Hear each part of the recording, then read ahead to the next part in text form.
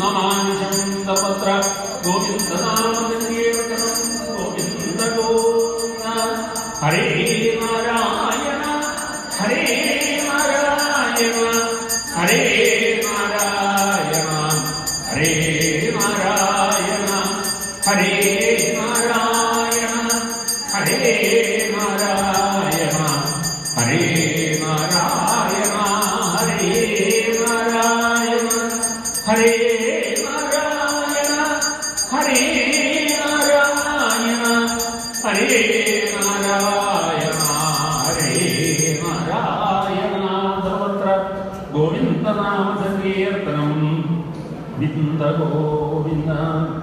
സതത്വമേനം പരിതോമി പശ്യൻ സമ്പത്യ മധ്യാതനുജിഹാനം നായം മൃഗോനാവിനരോ വിചിത്രം അഹോ കിമേതമൃഗേന്ദ്രരൂപം മീമാംസമാനസ്യ സമുത്തിതോ മൃദോ സംഭരോപസ്തലം ഭയാനകം പ്രതപ്തരാമീകരചണ്ഡലോചനം സ്വരക്ഷരായേതരജർവിധാനം കരാളദംശം കരപാളജഞ്ചലക്ഷയാന്തനിഹ്മം പ്രൗഢീം ഘോർപ്പണം സ്തബ്ധോദ്ധഘടനം ചിരന്തരാദ്ഭുതവ്യാസാസ്യനാസം വനവേഗഭീഷണം ദിവിസ്പൃശത്കായം അധീർഘവീപരഗ്രീവോരവക്ഷസ്ഥലമൽപമധ്യമം ചന്ദ്രാംശുഗൗരേക്ഷുരിതം തനോർഹേർഷദ്ഭുജാനീകശതം നഖായിതം ദുരാസതം ധർമ്മനിജേതരായുധപ്രമേഹവിദ്രാവിതദൈത്യദാനവം പ്രായേണീയം മരണോരുമായിനാവധസ്മതോനേന സമുദ്യതേനയും ഏവം ബ്രുവന്ത്വപ്യവദദ്യദാനിതോ നതന്ത്രസിംഹം പ്രതിദൈത്യകുഞ്ജര അലക്ഷിതോ ദ്രൗപദിതം പദംഗമോ യഥാ സംഭോജസിതോ ദുരത്തതാം ന തദ്വിചിത്രം ഖലു സത്പദാമിനീ സ്വദേവസായോനം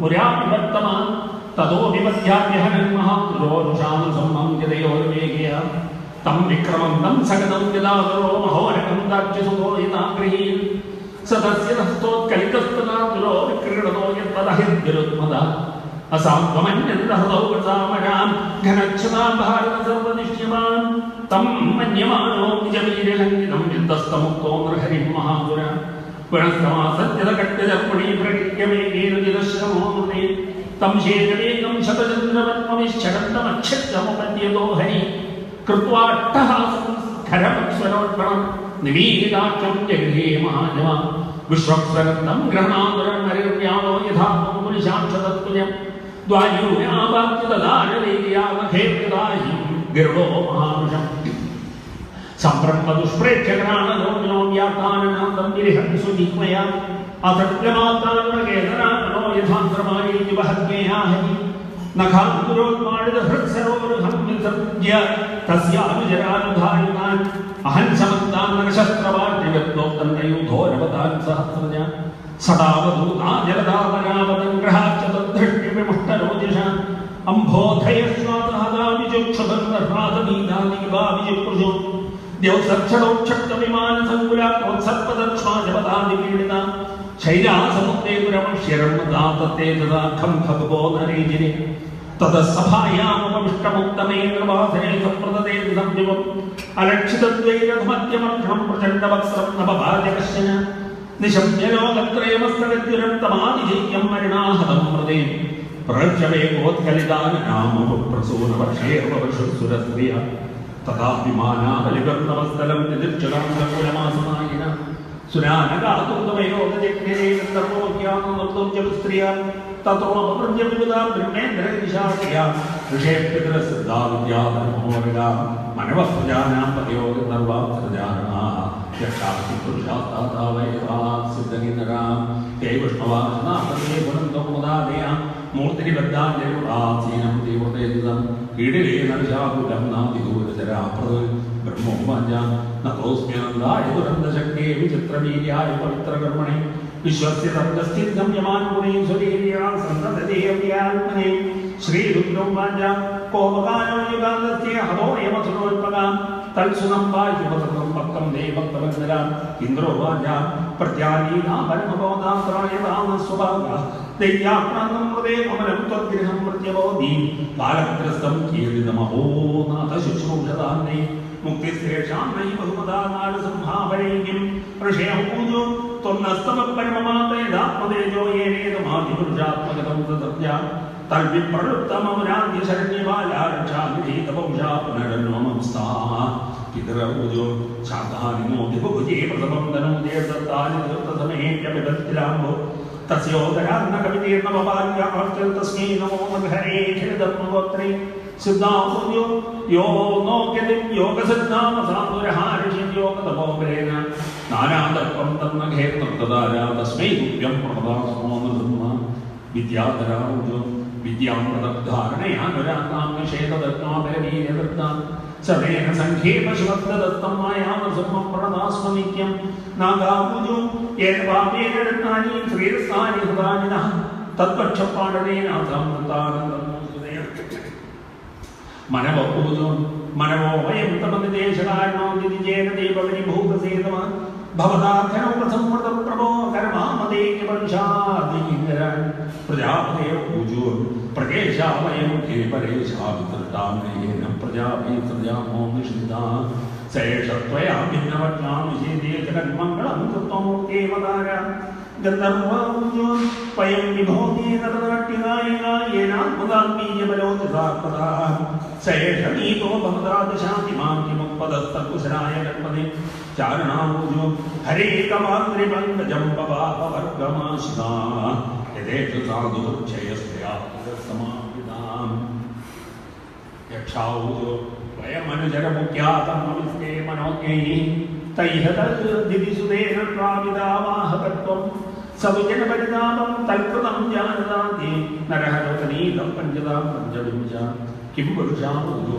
വയം കിം പുരുഷാഃ ത്വം തു മഹാപുരുഷൈശ്വര അയം പുരുഷോ നഷ്ടോ ധികൃതസാന്തുര്യത വൈതാളികാപൂജോ സഭാസു സത്രേഷു തവാമരന്യശോ ഗീത്വാ സവര്യാം മന്ദീം ലവാമി യസ്താമ്യനേഷമേഷുർജനോ ദൃശ്യാഹ തസ്യൈ ഭഗവന്യതാമയ കിന്നരാപൂജോ വൈമേശ കിന്നരഗണാന്തമാനുഗാം വിജയേന വൃഷ്ടിമമുനാകാരിണാം ഭവതാ ഹരേ സർവിനോമദാമിനോ നരസംഹ നാഥാ വിഭവായ നോ ഭവൻ വിഷ്ണുവാംശനാമൂജോ അധ്യേയം ഹരിനരരൂപമദ്ഭുതം തേ ദൃഷ്ടം ന ശർമ്മദസ്സർവയോഗശർമ്മ സ്വയം ദേവിതികരൈശ വിപ്രശബ്ദസ്തസ്യേകം നിധനവനഗ്രഹായ ഉത്മ ശ്രീഹരേ നമഃ.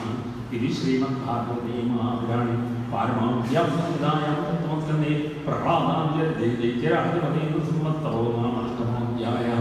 സർവത്ര ഗോവിന്ദനാമസങ്കീർത്തനം. പ്രഹ്ലാദന്റെ അതിവിശിഷ്ടമായിട്ടുള്ള സ്തുതിയാണ് അടുത്ത അധ്യായം. ഓം നമോ ഭഗവതേ വാസുദേവായ. നമോധ്യായ. നാരദ ഉവാച ഏവം സുരാദേ സർവേ ഗണധരദ്രപുരസ്സരാ മോപൈതുമസകന്മന്യ സംരംഭം സുദുരാസുതം സാക്ഷാത് ശ്രീകൃഷ്ണാദേവേ ദൃഷ്ട്വാ തൻഹദത്തമദൃഷ്ട്വാ ശ്രുതപൂർവത്വാത് സാ മോപയായ സംഗീത പ്രഹ്ലാദം പ്രേഷയാമാസ ബ്രഹ്മാവസ്ഥിതമന്ദികേ താതപ്രസമയോപേഹി സ്വപിത്രേ കുപിതം പ്രഭും തഥേതി സനവേരാജ മഹാഭാഗവതോർഭഗ ഉപേത്യ ഭുവികായേന നനാമ വിദ്രുതാഞ്ജലി സ്വപാദമൂലേ പരിതന്തമർഭഗം വിലോക്യ ദേവ കൃപയാ പരിവൃത ഉദ്ധാപ്യ തത്ശീർഷദധാന്തരാംബുജം കാലാവിത്രസ്തധിയാം കൃതാഭയം സദത്കരസ്പർശദ്ധാഭിലാസുഖ സപദ്യഭിവ്യക്തപരാത്മദർശന തത്വാത്മം ഹൃദ നിർവൃതോദധോ ഹൃഷ്യത്തനും ക്ലിന്നഹൃദ ശ്രുലോചന അസ്തോഷീദ്ധരിമേകാഗ്രമനസാ സുസ്മാജിത പ്രേമ ഗദ്ഗദയാ വാച തന്യസ്തഹൃദയേക്ഷണ. പ്രഹ്ലാദ ഉവാച ബ്രഹ്മാദയസ്ഫുരണാനയോധസിദ്ധാഃ സത്വൈകദാനമതയോ വചസാം പ്രവാഹൈഃ നാരാധിതം ഗുരുഗുണൈരധുനാപി വിഭ്രുഃ കിം തോഷ്ടുമർഹതി സമേ ഹരിരുഗ്രജാതേ മന്യേധനാഭിർജനരൂപതവ ശ്രുതൗജസ്തേജപ്രഭാവബലപൗരുഷബുദ്ധിയോഗാഃ നാരാധനാഹി ഭവന്തി പരസ്യ പുംസോ ഭക്ത്യാദോഷപതിവാൻ വിജയൂഥപായ വിപ്രാദ്രിഷഡ്ഗുണൈരാദരവിന്ദനാമപാദാരവിന്ദവിമുഖാൻ സ്വപദം വരിഷ്ഠം മന്യേതദർപ്പിതമനോവചദേഹിനാർദ്ധ പ്രാണം പുരാതിസകുലം നതു ഭൂരിമാന നൈവാത്മനപ്രഭുതേ നിജലാഭപൂർണോ മാനം ജനാദവൃഷകരുണോ വിനീതേ യദ്ജനോ ഭഗവതേ വിദധീതമാനം തച്ചാത്മനേ പ്രതിമുഖസ്യ യഥാമുഖശ്രീ തസ്മാദഹം വിഗത വിക്രമൈശ്വരസ്യ സർവാത്മനാ മഹി ഗൃണാമി യഥാ മനീഷം നീതോജയാഗുണവിസർഗമനുപ്രവിഷ്ട പൂയേതയേന ഹി പുമാനനുവർത്തിതേന സർവേ വിവിധികരാസ്തവ സത്വധാംനോ ബ്രഹ്മാദയോ മൈ നിവേശനോക്തിജന്ത ക്ഷേമായ ഭൂതയുതാത്മസുഖായ ചാസ്യ വിക്രീഡിതം ഭഗവതോ രുചിരാവതാരേ തദ്യച്ഛമന്യമസുരശ്ച ഹതസ്വയാദ്യ മോദേത സാധുരവിവൃശ്ചിക സർപ്പഹത്യ ലോകാസ് നിർവൃതിർദാപതിയന്തി സർവേ രൂപം നൃസിംഹ വിഭയായ ജനാസ്മരന്തി നാം വിമേന്യജതദേവിഭയാനുഗാസ്യ ജിഹ്വാർക്കനേത്രഭ്രൂഢീരഭസോകൃതം ട്രാൻ ആംഗ്രസ്രദക്ഷതകേസരശങ്കുകർണ നിർഘാതീതദിഗ്ധാതരിഹിന്നകാഗ്രാത് ത്രസ്തോസ്മ്യം ബ്രഹ്മണത്സല ദുസ്സഹോഗ്ര സംസാര ചക്രഗതനാഗ്രസനാം പ്രണീത ബദ്ധസ്വകർമ്മഭിരുസത്തമതേഘ്രിമൂലം പ്രീതോപവർഗശരണം വയസേ ഗതാനോ യസ്മാ പ്രിയാ പ്രിയ സമയോഗസയോഗധന്മസോഗാദിനാസകലയോനിഷുദഹ്യമാന ദുഃഖൗഷധത്തദ്വൈ ദുഃഖമദുഭ്യാഹം ഭൂമന്ഭ്രമാമിവദമേട്ടവദാസ്യയോഗം സോഹം പ്രിയസ്യ സുഹൃതപരദേവതായ ലീലാവിധാസ്താദുസിംഹവിരിഞ്ജഗീതാഃ അന്തസ്തധർമ്മഗുണൻ ഗുണവിപ്രപ്തോ ദുർഗാണേ പദയുഗാലേ സംസസംഗ ബാലസ്യ നേഹശരണം പിതരോ നൃസിംഹ നാർത്തസ്യ ജാഗതമുനന്മതിമജ്ജതോനോ തപ്തസ്യ തത്പ്രതിവിധിർയൈഹാഞ്ജശ്രേഷ്ഠ താവദ്വിഭോ തലുഭൃതാം പുതുപേക്ഷിതാനാം യസ്മിൻ യതോ യഥ്യേന ച യസ്യേസ്മാത് യസ്മൈ യഥായോ തസ്വപരപരോ വാ ഭാവകരോതി വികരോതി പൃഥക് സ്വഭാവ സന്തോദിതസ്തദാഖിലം ഭവതസ്വരൂപം മായാമനസ്രജതി കർമ്മമയം ബലീയകാലേന ചോദിതഗുണാനുമതേന പുംസ ഛന്ദോമയം രചയാർപ്പിത ഷോഡശാരം സംസാരചക്രമജകോദിതരേ ത്വദന്യ സത്വം ഹി നിത്യ വിജിതാത്മഗുണസ്വധാംനാകാരോ വശീകൃത വിസൃജ്യ വിസർഗശക്തി ചക്രേ വിസൃഷ്ടമജേശ്വര ഷോഡശാരേ നിഷ്പീഡ്യമാനമുപകർഷ വിഭോ പ്രപന്നം ദൃഷ്ടാമയാതിവിഭോഗിഷ്ടമാനാമായുശ്രയോ വിഭവ ഇച്ഛതി യാഞ്ജനോയം ഏസ്മദ്വിഭു കുപിതഃ സവിതംഭ്രഭ്രൂവിസ്ഫോതിതേ നിരസ്ത തസ്മാദമുസ്തനുഭൃതാമഹമാശിഷോജ്ഞ ആയുശ്രിയം വിഭവമൈന്ദ്രിയമാവിരിഞ്ച നേച്ഛാമി ദേവിരുദാനുരക്രമേണ കാലാത്മനോപനേമാഞ്ചഭൃത്യപാർശ്വം പുത്രാശിശ്രുതിസുഖ മൃഗദൃഷ്ടിരൂപാ കേളം കളേവരമശേഷവിരോഹ നിർവിദ്യതേ നതു ജനോഹിതീതിരിദ്വാൻ കാമാലനം മധുരവേ സമയേന്ദുരാവേ വാഹം മൃതപ്രഭ ഈശതമോദികേസ്മിൻ ജാതസുരേതരകുലേ കൃതമാനുകമ്പ ന ബ്രഹ്മണോ തദ്ഭവസ്യ ന മൈരമായ യന്മേ അർപ്പിത ശിരസി പത്മജലപ്രസാദ നൈഷാപരാപരമതിർഭവതോ നനു സ്യാത് ജന്തോ യഥാത്മസുഹൃതോ ജഗതസ്തഥാപി സംസേവയാ സുരതരോരിവതേ പ്രസാദ സേവാനുരൂപോദയോ ന പരാവരത്വം ഏവം ജനം നിപതിതം പ്രഭവാമി ഭൂപേ കാമാഭികാമമലേ പ്രപദൻ പ്രസംഗ കൃത്വാത്മസാൻ സുരകൃഷ്ണ ഭഗവൻ ഗൃഹീത സോഹം കഥം നുസൃജേ തവ ഭൃത്യസേവാം മത്പ്രാണരക്ഷണമനന്ത വിദുർവധസ്സ മന്യേ സുഭൃത്യ ഋഷിവാക്യമൃതം വിധാതും ഖഡ്ഗം പ്രഗൃഹ്യ യദവോചസദ്വിധിത്സു സ്വാമീശ്വരോ മദപരോ ദുഃഖം ഭരാമി ഏകസ്ത്വമേവ ജഗദേതമുഷേത്വമാദ്യന്തയോ പൃഥഗവസ്യസി മധ്യതസ്സ സൃഷ്ട്വാ ഗുണവ്യതികരം നിജമായേതം നാനേവ തൈരവസതസ്തദ്ന പ്രവിഷ്ട ത്വം വാ ഇദം സദസദീശ ഭവാംസ്തദോന്യോ മായാജനാത്മപരബുദ്ധിരിയം ഹ്യപാർത്ഥ യദ്യസ്യ ജന്മനിധനം സ്ഥിതിരീക്ഷണം ച തദ്വൈ തദേവ വസുഗാനമുദഷ്ടിതർവോ ന്യസ്യേതമാത്മനി ജഗത്കുലയാന്തുമധ്യേ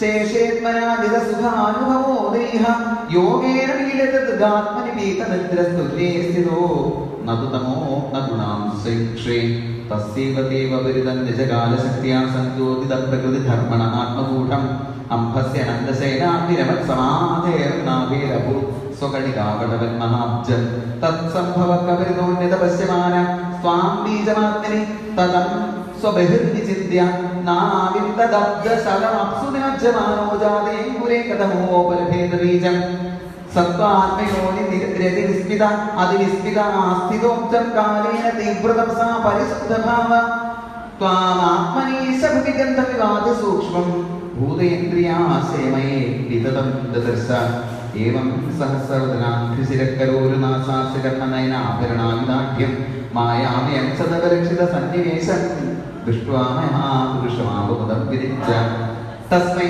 ഭവാൻ ഹയശിരസ്ഥലവന്ത വിഭ്രദ്വേദതുലാവതിബലം മധുകൈതഭാഗ്യൗ ഹത്വാനയകൃതിനാം സ്തുരിതസ്തവസ്സത്വം തവ പ്രിയതമാം തനുമാമനന്ദീപ്തം നിർദ്ദൃത്യ ഋഷിദേവ ക്ഷാപതാരേ യോഗാനിഭാവൈസി ഹംസി ജഗത്പ്രദീപ ധർമ്മമാപുരുഷവാസിയുഗാനുവൃത്തം ഛന്നക്കലോർദഭവസ്ത്രയുഗോധസത്വം നൈതന്മനസ്തവ കഥാസു വികുണ്ഠനാമ സംപ്രീയതേ ദുരിതദുഷ്ടമസാധു തീവ്രം കാമാതുരം ഹർഷശോകഭീഷണാർത്ഥം തസ്മിൻ കഥം തവ ഗതിം വിമർശാമിരീന ജിഹ്വൈകദോച്ഛ്ര വികർഷിതി മാവൃത്ത ശിഷ്ണോന്യതസ്തവതരം ശ്രവണം കുതസ്യ ഘ്രാണോന്യതസ്തവലതൃക്വച കർമ്മശക്തി ഭക്ത്യസവജ്ഞൈവ ഗേഹപതി പുരന്തി ഏവം സ്വകർമ്മപതിതം ഭവൈതരണ്യാമന്യോന്യജന്മ ശരണാശന അന്യോന്യ ജന്മമരണാശനഭീതഭീതം പശ്യഞ്ചനം സ്വപരവിഗ്രഹവൈരമൈത്രം ഹന്തേതി ബാലചരഭീകരിമൂർമദ്യ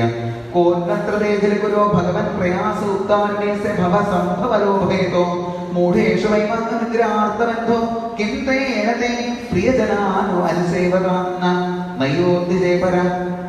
നൈവോദ്ധിജേപരതേ വൈതരണ്യാസദ്ദീർഘായ മഹാമൃതമഗ്നചിത്ത ശോചേതോ വിമുഖചേതസേന്ദ്രിയാത്മായ സുഖായ ഫലമുദ്വഹതോ വിമൂഢാൻ പ്രായേണ ദേവമുനേ സ്വവിമുക്തികാമ മൗനം ചരന്തി ജനേഹപരാത്മനിഷ്ഠ നൈതാമിഹായ കൃപണാഹ്യം മോക്ഷേകോ നാന്യം സുതസ്യ ശരണം പ്രമദോനുപശ്യേ യന്മൈനാദിഗൃഹമേധി സുഖം ഹി തുച്ഛം കണ്ടൂയനേന കരയോരിവ ദുഃഖം തൃപ്യന്തിനേഹ കൃപണാ ബഹു ദുഃഖഭാജം കണ്ടൂതിവൻ മനസ്സിജം വിഷഹേതധീര മൗനം വ്രതശ്രുതമോധേന സ്വർമ്മ വ്യാഖ്യാനോ ജപസമാധയ ആഭവത്യ പ്രായപരം പുരുഷതേ ത്വജിതേന്ദ്രിയാണാം വാർത്താപമഞ്ജുത നവാത്രതുദാഭ്യാന രൂപേ കിമേ സദസതി തവ വേദസൃഷ്ടേ ബീജാങ്കുരാനുപന്ന ചാന്യത രൂപകസ്യ യുക്താ സമക്ഷമുഭയത്ര വിചിന്നതേ ത്വാം യോഗേന മന്യവദാരുഷുവാന്യത സ്യാത്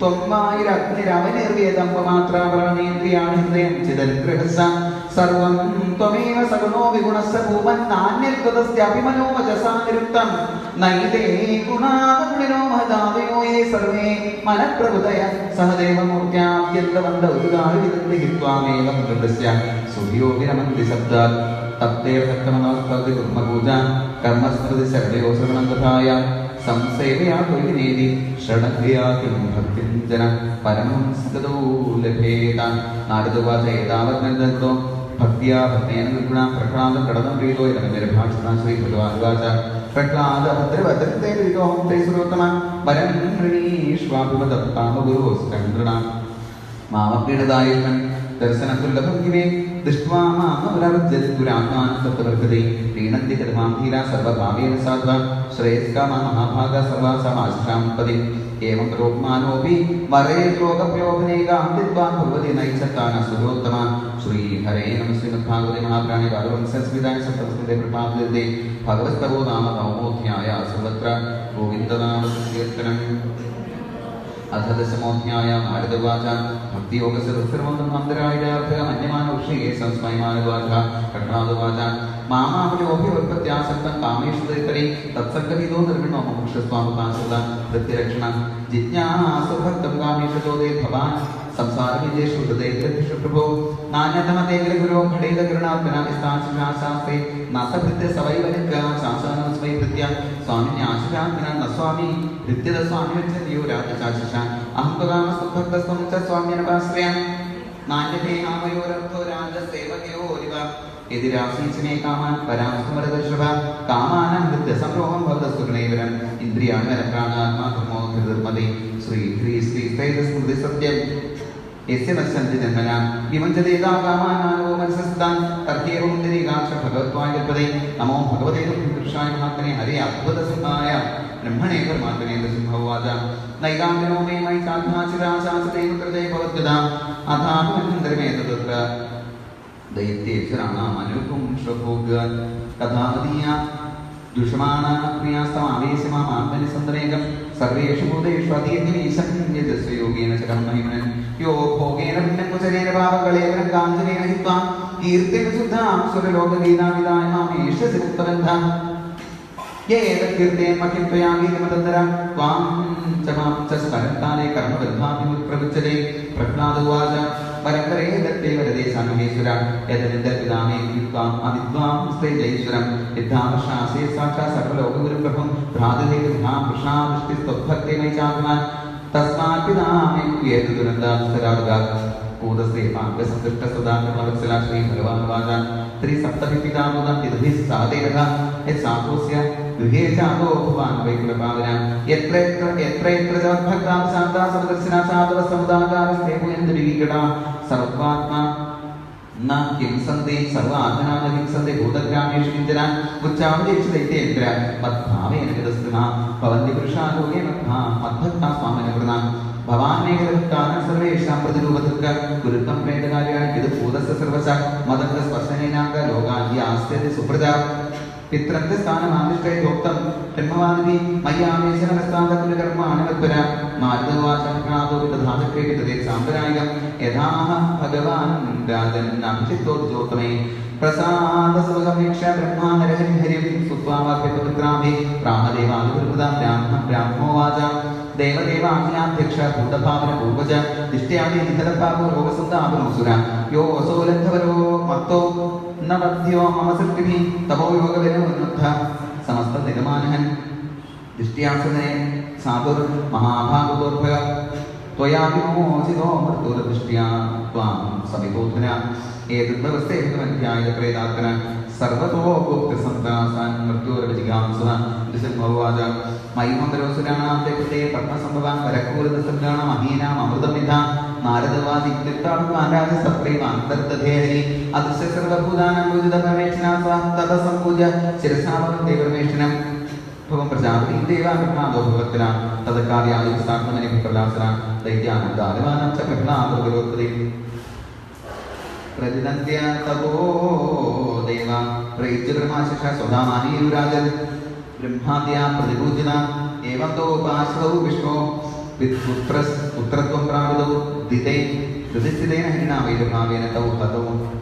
പുനഃസ വിപ്രശാപേന രാക്ഷസൗ ബഭൂവതു കുംഭകർണദശഗ്രീവവതു ദൗരാമനുക്രമൈ ശയാനവിഘ്നർഭിന്ന ഹൃദയുരാം സമാനേ തച്ചിത്തോ ജഗതുഹൃദയം യഥാ പ്രാർത്ഥന ജന്മനി താനിമാഹുജാതാ ശിശുപാലകൃഷ്ണോ ഹരോവൈനാവിരുദ്ധേന പശ്യതസ്തേ സമീയതോ ഏന പൂർവകൃതം എത്തത് രാജാനകൃഷ്ണവൈരിണ ജുഹുസ്വന്തേ ത്വദാത്മാന പീഡദ്വേഷത്വവിധ യഥാ ജാതോ ഭക്ത്യാ പരമയാവിതാ തുകാസീത്യാദി സാധനം ഹരേ സച്ചിന്തയായോ ആഖ്യാത സർവവേദത്തെ മാപുരുഷ്ട്വാ തമഘോഷസുതാദീന ഹരേ സാധ്യപവിദുഷാം ഏഷാ ബ്രഹ്മണ്യദേവസ്യ ശരകൃഷ്ണസ്യ ച മഹാത്മന അവതാരവിധാജ്ഞ വധോ തത്രാദിദൈത്യോഃ പ്രഹ്ലാദസ്യാഞ്ജന മഹാഭാഗവതസ്യ ഭക്തജ്ഞാനവിരുദ്ധസ്യാധാത്മം ച ശ്രീഹരേഃ സദ്യസ്ഥിത്യപേസസ്യ ഗുണകർമാവർണ്ണനം പരാവരേഷാം സ്ഥാനാനാം കാലേന നിത്യോ മഹാൻ ധർമ്മോ ഭാഗവതാനാം ച ഭഗവാനേന വ്യാഖ്യാനേസ്മിൻ സമാനാദമാധ്യാത്മികവിശേഷത ഏതത് പുണ്യമാഖ്യാന വിഷ്ണോർവീരോപകുണ്ഠിതം കീർത്തയെ ശ്രദ്ധയാ സത്വാ കർമ്മവാസേ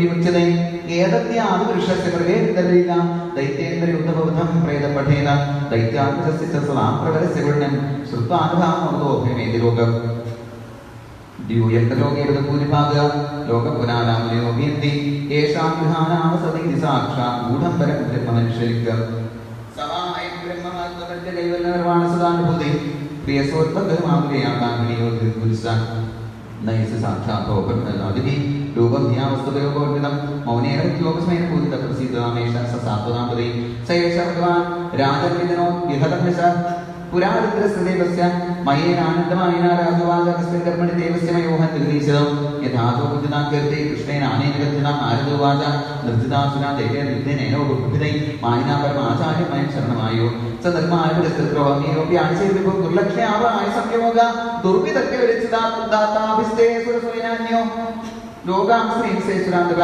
സ്മരന്തോ നാസ്യാന്തകൃ പൂർവൈകണലക്ഷിതാൻ തദശേശ്വരാന്തോകാം ഉപാസ്യത്തി ഈശ്വരം വിഭോ പ്രാചീന സാവകാന്തേവം നിഷ്ഠാം ത്രിപുരാലേ അധാനുഭ്യഭവാനാഭീഷ്ടേതി ശ്രാമ്യഭോ ശരദർശനശസ്ത്രമിഞ്ചതാൻ തദോക്തിപരമായുത്പേതി സൂര്യമണ്ഡലാൻ യഥാമയോസന്തോഹ നാദൃശദ്രോയിതാൻ തൈസ്പൃഷ്ടാവിസർവേ നിവേദുസ്മ രോഗസ താനാന്യമഹായുഗിമയകൂപരശേഷിവർ സിദ്ധാന്തദർശസ്പൃഷ്ടാമജ്ജസാരമഹോജസൽപസ്തമേഘ്ന വൈദ്യുനായിവ വന്ഹയ വിലോക്യ ഭഗ്നസങ്കല്പം വിമനസ്കം ശ്രദ്ധം തദായം ഭഗവാൻ വിഷ്ണു സത്രോപായം അകൽപ്പയത് वत्सासीतां ब्रह्मा स्वयं विष्णुराज्ञौ प्रविश्य त्रिपुरं काले रसपूर्वामृतम्भवो तेस्नाधिपश्यन्तो नन्यशेतविमूर्धा तद्विज्ञानाय वीरसभानानिदं जगो स्वयं शोकशोकान्तस्मरन् दैवगतं देवोऽसुरो नरोऽन्यो वा नैसुरोऽस्ति हरस्वना आत्मनोऽन्यस्य वादिष्टं देवेन आपोदितो अथासुशक्तिवृत्स्वामि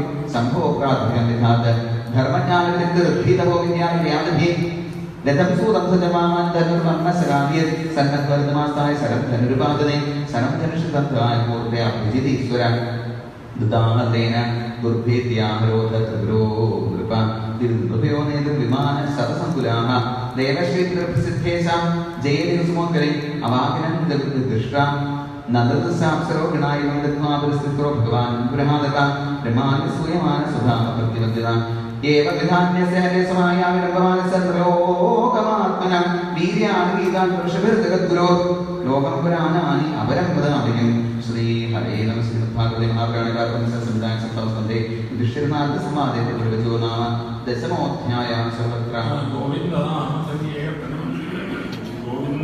गोविन्द अदे एकादशोऽध्यायः श्रीशुभोवाच शुक्लेहितं सभासमाजितं महत्तमाकर्ण्यो विक्रमात्मनः युधिष्ठिरोऽतीत्यपतेर्मुदायुधं पप्रच्छभूयस्तनेन स्वयंभुवा युधिष्ठिरोवाच परमञ्चोऽहं च भीमनां धर्मन्तनादनं पर्णाश्रमाचारयुगं यत्पुमान् कृतेपरं भवान् क्रान्ते सा च मात्मज परमेष्ठिना सुधानां सम्भवं ब्रह्मन्तपो योगसमाधिः नारायणपरामित्रा धर्मं विश्वम्बरं विदो कर्णासान्तशान्ता त्वरिदां स्वामरे नारदोवाच न त्वामनुदीशाय योगानां धर्मेन्द्रे क्षेत्रनाथनं धर्मं नारायणमुखाच्युतं योगदीर्यात्मनं श्रीनन्दाचार्यण्यां धर्मदा योगस्वस्तेत्यातेतपो भद्रिकाचमे धर्ममूलमीव भगवान्तपोयमयो हरि स्मृतं च तत्विदां राजन्येन जन्मां प्रतीकृति सत्यं जयातपशोधं दिदिक्षेचा समोदमान् अहिंसां ब्रह्मजयत्यात्यागस्वाध्यायां सन्तोषसौन्दर्यसेवां ग्रामीणो वर्णश्रीः ननामिवये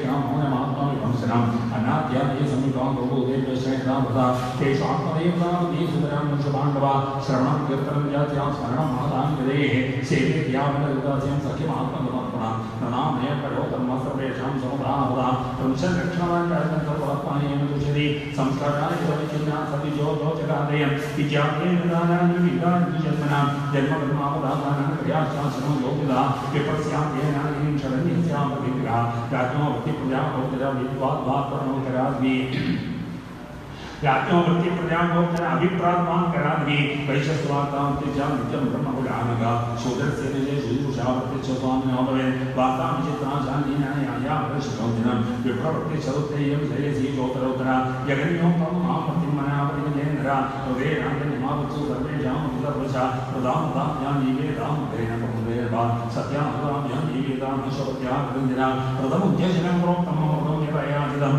मृदं नित्यया स्यात् प्रमदं दर्शनं स्मृतं सत्यामृतं दुवाण्यं शपत्यर्निदेवनं वर्धेतां सदा विप्रोनिश्चितयुक्तां सर्ववेदमयो विप्रा सर्वदेवमयो नवा शमो नमस्तवशौचं संवोचं शान्तिराजवं ज्ञानं दयाक्षरात्मकं सत्यं च ब्रह्मरक्षां शौर्यं वीरन्द्रस्तेजस्यात्मनेय क्षमा ब्रह्मण्यदात्मनादचारक्षां च चतुरक्षां देवपूर्वक्षे भक्तिर्सर्वजलपोषणाम् आत्मीयमो नित्यं नैवामैश्वरक्षां शूद्रस्य सन्नतिशौचं देवा स्वामिन्यमायिका अमन्त्रयज्ञो यस्यं सत्यं गोविप्ररक्षां क्रीडां चक्षुषुषानुमूलदा तद्बन्धुषानुवृत्तिजा नित्यं तत्प्रदारणं तमात्मनोबलेवाभ्यां कमण्डलवर्धने स्वयं जमनिदां नित्यं परमत्तपरिच्छदा कामे इच्छामये सामे उच्चरेणमेन्द्या वाक्ये सत्ये प्रेमकरणा काले काले युगेर्पदे सन्तुष्टा गुरुवादचां धर्मज्ञा वे सत्यवा अप्रणता शुचिसेजा परिं त्वमदिदम्मदे या परिं परिपामेन मरीश्वरी इव तत्परा आद्यात्मना देवलोके पत्या श्रीहोमोदे प्रत्यसङ्कर्यादीनां तत्तत्कुलप्रदां भवेत् अजौराणाम् अभावानां मन्दिजां देवतायेनां प्रायसुभावयुगोनां धर्मो युगे युगे वेदविद्ये स्मृतोराजं प्रत्यये हृदशर्मकृत प्रत्यावत्तमान स्वकर्मकृत हित्वा सुभावजं ब्रह्माशनेर्न पुनरामिया उप्यमानं मोक्षक्रं सत्यं स्वयं निर्वीर्यरामिया न कल्पते पुनः सूर्योक्तं बीजं जनश्री एवं कामाशि मृतं कामानमदिदेव्या विरत्येव यदा नाभिवर्तामविन्दति यस्य रक्षणं प्रोक्तं सौवर्णाभिभ्यन्दिका यदन्यत्रापि दृश्येता तत्तेनैव निर्दिशे श्रीहरे नमः इति श्रीमद्भागवते महापुराणिकार्णाय सप्तमस्कन्धे युज्यालसंहारे सदाचारनयो नाम एकादशोऽध्याय सर्वत्र गोविन्दनामसङ्कीर्तनं गोविन्द गोविन्द अदद्वादशोऽध्याय नारदोपन्या ब्रह्मचारी गुरुदेव सन्तातो गुरोविदम् आचरन्दासनं यो गुरो सुतप्रसौदा सायं रामकृपासिना गोपाकिनर्कसुरोत्तमान् उभयसत्ये चैतमान् यवन् ब्रह्मसमाहिता शतां सनीत गुरो राहुतश्येन्द्रदा उपक्रमे मुदानि चाचरणो श्रद्धानमे मेघराधनवासां जिन्द्राधं नगमन्वरो विपर्यादुकवीदं च तन्वानर्विभोधनं सायं राधशरेपक्षं गुरुवेदं निवेद्य बुद्धिरेत्यज्ञातो मोहेतु भवसे पुजन् सुशीलो मितोत्कर्षां सत्सदानं जिनेन्द्रिया यामतत्त्वं विवहरेण श्रीशस्त्रीनत्यवेद्या वाक्ये प्रमदानामा विरुद्धोपरेर्प्रदा इन्द्रियाणि प्रमादीनि हरन् निवेदर्मणा यशप्रसादनोन्मद्धस्सपनाभ्यन्तरादिकं गुरुश्री जगद्वल्लीकारेणात्मनोऽविवा नन्वग्निप्रमदानामामृतमुपसमत्वान् सुतां वेदहोतिह्यानन्यदा यामदर्थकृत कल्पयित्वात्मना यामदावासमिन्मेजुरा द्वैतं तामन्नविमे ततो यद्विपर्या एतत्सर्वं गिरस्तस्यासमानादं निवेदवे गुरुभक्तिर्विगत्तिना गिरस्तस्यर्थगामिना अञ्जनाशनोन्मद्दास्त्रवरेकां जन्मतो प्रकन्दनेवालङ्कारं त्रिये योगीयेतप्रदा कुशितीवं गुरुरेन्द्रियोगीत्या उदिजा त्रयीं साङ्गोपनिषदं यामदर्थं विदामरं दत्त्वा अमरमनुज्ञातो गुरोकाममीश्वरा गृहं हनुमा प्रविशेन् प्रवचेतसमावते अग्नो गुरामात्मनिजातमबहुगे क्षमोक्षया भूतेषु मामपि पश्येदप्रवृष्टं प्रवृष्टवद एवं विदायी मानप्रस्थोयितर्गे चरन्वितविज्ञानं ब्रह्मादिगच्छति वानप्रस्थस्य दीपान्मदा ज्ञानादृष्टन्मनश्चिरोगं सञ्जदा न कष्टवत्यमच्छीना न कष्टपञ्जाप्या भारदा अग्निपक्वमदा मम अर्कपक्वमदा हरे वन्येक्षरोडा चरणपवेत्तारजोदरा यत्ते नमे नमे नाये प्राणनिवदित अग्नितमेव चरणमौजं मातृगन्धरां शयदैमवायुनि वर्षात्कान्तवशान् स्वयं केशरोमकश्मश्रमदानिजलोदर कमण्डलवचने गन्धवर्कराग्निवलिंसदा क्षरैर्कणि द्वादशाब्दान् अष्टौमा चतुरोमणि द्वावेमा यथा बुद्धिर्नविवत् यदा कल्पसुक्रियायां यादवजरयादवा अन्यशियामाविद्यायां विद्यान् अनुष्णात्याम् आत्मनियतिं समालोप्य सन्निस्याहमात्मा कारणेषु निसेत्सम्य सङ्गातं यदा कदा खेका युवायो विश्वासां तेजस्योष्मानमात्मान् अप्सरक्षेष्मभूयानि चिरोशेषं यतोद्भवम् वाचमग्नो समस्तम्यामिन्द्रे शिल्पं करामि पदानि विद्यावेदी रचोत्तम प्रजापदो मर्त्योपायं विधत्तं जायदातानं नृत्ये दक्षिशोत्रं स्पर्शमध्यात्मनित्यजं रूपाणि चक्षुराराण्यं ज्योतिष्यादिनिवेशयन् अप्सुपदेवदाति गुणं ग्रेर्गणं शितोदिते मनोमनोरथैश्चन्द्रे बुद्धिं बुद्धिकवोग्रे कर्माण्यध्यात्मनान्द्रेरहं ममदाग्र्या तत्त्वेन चित्तं चेत्रज्ञे गुणैर्वैगारिकं वरे अप्सुचितिमतो ज्योतिषे अधो भायो नवस्यमम् पूर्णस्यैतच्चमहि तदप्यक्षरे तद इत्यक्षरमेयात्मानं जिन्मात्रमवशेषं ज्ञात्वा देवतविर्मेतद्देवो निर्वाणरा श्रीहरे नमः इति श्रीमन्ताकृतेमापुराणे वार्मांस्यां नमिदायां सप्तमस्कन्धे युधिष्ठिरादिसंवादे सदाचारणमयो नाम द्वादशोऽध्यायः सर्वत्र गोविन्दनामसङ्कीर्तनं गोविन्द गोविन्द अवत्रयोदशोऽध्यायः मार्गोवाच कल्पस्यैवं परिपद्याते महाप्रामजेषदा ग्रामे शरीरमये विपर्यान्तिसोमताको वीणाचामरं चक्रनन्दनलिङ्गाले धन्येतिरावदि एकेव जये चुरात्मा रामोनवासया सर्वबोधसोचानो नारायणपरायण पश्येदात्मनिरो शम्बरे सदसदोऽव्ये आत्मानं जगन्मातर्वतरसन्मये सुप्तप्रभोदेव सन्धावामनोगिरिमात्मग्रे पश्यन्तं जुमांशं जामहयामाप्रं नमस्तुदा नाभिनन्दे ध्रुवं मत्युमत्रुवं मात्य जीवितं कालं परं प्रतीक्षितां प्रवाद्य नासञ्चा जीविका पादपादांसे तत्कान् पंचमितं संश्रे न शिष्यान् प्रतिनेता गृह्णामि माप्यते भवन् न व्याख्यामि वेदान् आरम्भानार्वेत् कुजित न एतेरा समप्रायं कर्म हेतुर्महात्मना शान्तस्य समचित्तस्यां विपर्यामृतमात्रिये अव्यक्तलिङ्गो व्यक्तातो निश्रीमन्तबालवल् कलकमो भगवदात्मानं सदृष्ट्या पक्षेणुना अत्राप्युदाहरणीयं ज्ञातम्रागनं प्रकामस्य समानं अनेन जगतस्य च तं शयानं तरोपदेकामीर्या सहितानि दर्शलोकान् लोकतत्त्वविवेचया कृतो मातेकल्पये प्रहादो प्रकल्पया कर्मणः गरुडपाजानि निर्वनाश्रमानि न विदन्ति जनायन्मे सोऽसामिजा तं नत्वाभ्यर्चमिति वल्पादियो सरदास्पदन् विवित्सितमप्राचीन महाभारततो सदा विवक्षितायं विवानं सोतिमो भोवान्यदा वित्तं श्रीकोतिमोदां भोगवृत्तवदाम्या भोगिनां कृतयो वयं नोदिनान्यदा नदेशयानचिन्निरुद्यमत्यां ब्रह्मन्महात्वयदेव अभोभिनोयन्दवविप्रदेहा विवाहितस्तत्पदाक्षमन्ये कविकल्पोणनिपुणचित्रप्रेरसमा लोकसेवोदत्तमा शेषे तद्वीक्षितात्वा नारदो वाचा सहितं विद्योदना परिपुष्टो महामुनि स्वयमानस्तमप्याः तत्पाकलम्बरेन्द्रदा ब्राह्मणो वाचा वेदसमस्रश्रेष्ठा भवान्नन्वारिसम्मदा इहो परमेयो नामकान्यत्यात्मजोजा यस्य नारायणो देवो भगवान् हृद्यतः सदा भक्त्या केवलया ज्ञानं जुनोति त्वान्तमात्रवत् अथा विप्रोमहे पश्यान्तवराजन्यता सुधा सम्भावनीयो हि भवानात्मनश्चितिमज्जदा कृष्णया पववाहिन्या योगीकामेरवोरया कर्माणिकादिमानो नारायणो योगिदा यदृश्या लोकमेव प्राप्तः कर्मभिर्ब्रह्मन् स्वर्गापवर्ग्यो द्वारं यदृश्यां पुनरस्यजा अत्रादम्पतीनां दासुगायान्यावनुते कर्माणि कुर्वतां तत्रानुवृत्तास्मि विपर्येयं सुगमस्यात्मनो रूपं तदेवो वर्तेसन मनसंस्पर्शयां कृत्वा भवान् सत्यां संविजन् इत्येतदात्मनस्वार्थं सन्दम्बे स्मृत्य वै पुमान् विचित्रां सतिद्वैते घोरामनोऽन्तं करे यरं तदुत्वैच्छन्नं त्वात्मं जगाम्या मृगकृष्णानुवादाभेर यथा नियत्रान्तस्वदा देहात्मदेवतन्त्रे रामं सुगमे हदा दुःखाद्येजानीशस्या क्रिया मोहाकृताकृता आध्यात्मिकादिगर्दुके रविमुक्तस्य निजद मर्त्यस्य श्रोवन्दे रक्ते गामी प्रियदयं पश्यामि तन्नान्नशं दुःखानां चिदात्मनां भयामलक्तमित्राणां भगवतो विविशङ्गिनां व्याजदशोर्दशत्रोसुनां पशुवज्जदा अर्थिभ्यकान्तस्वस्मान् नित्यं प्राणां प्रवर्तय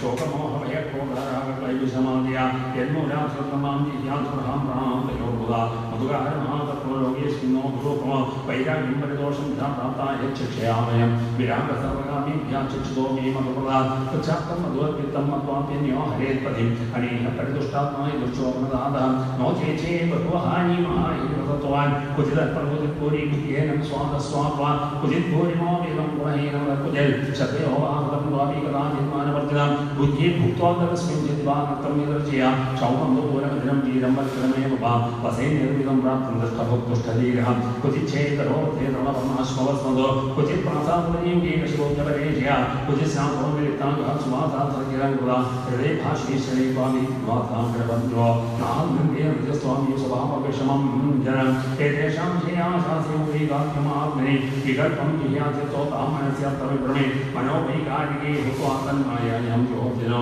आत्मानुभूतो तामायां विषयां सत्यधर्मणे ततो नियो स्वानुभूत्यात्मने सदा स्वात्मोक्षं ममेर्थं देशोत्तमपि वर्णदं विवेदं योगजात्राभ्यां भवान्यैः भगवत्परा श्रीनारदो वाचा धर्मं पारमहंस्यं मयि मुनीषु त्वासुरेश्वरा पूजयित्वा तदप्रेदा अमन्त्रप्रयोगया श्रीहरे नमः इति श्रीमद्भागवते महापुराणे पारमहंस्यं संविधाय सप्तमस्कन्धे द्वितीयासंवादे इति धर्मे त्रयोदशोऽध्यायः सर्वत्र गोविन्दनामसंकीर्तनं गोविन्दो ओम नमो भगवते वासुदेवाय चतुर्दशोऽध्याय श्री श्रीवाच गृहस्थैताब्रवीं विधिरायण शान्तसाय आदिदेवक्षेदुभिनां मातृसो गृहमोढदीनारदो वाच गृहेश्वरस्ततो राजन् प्रिया आत्मविभूतितमासुदेव अर्पणं साक्षात् उपासीत महामुनि शृण्वन् भगवतो विष्णुमवतारवतारदं श्रद्धदानो यथा कालोपशान्तजनावृता सत्सङ्गासर्गे सङ्गमात्मजायात्मजातिषु स्वयं स्वप्नमदुद्धिता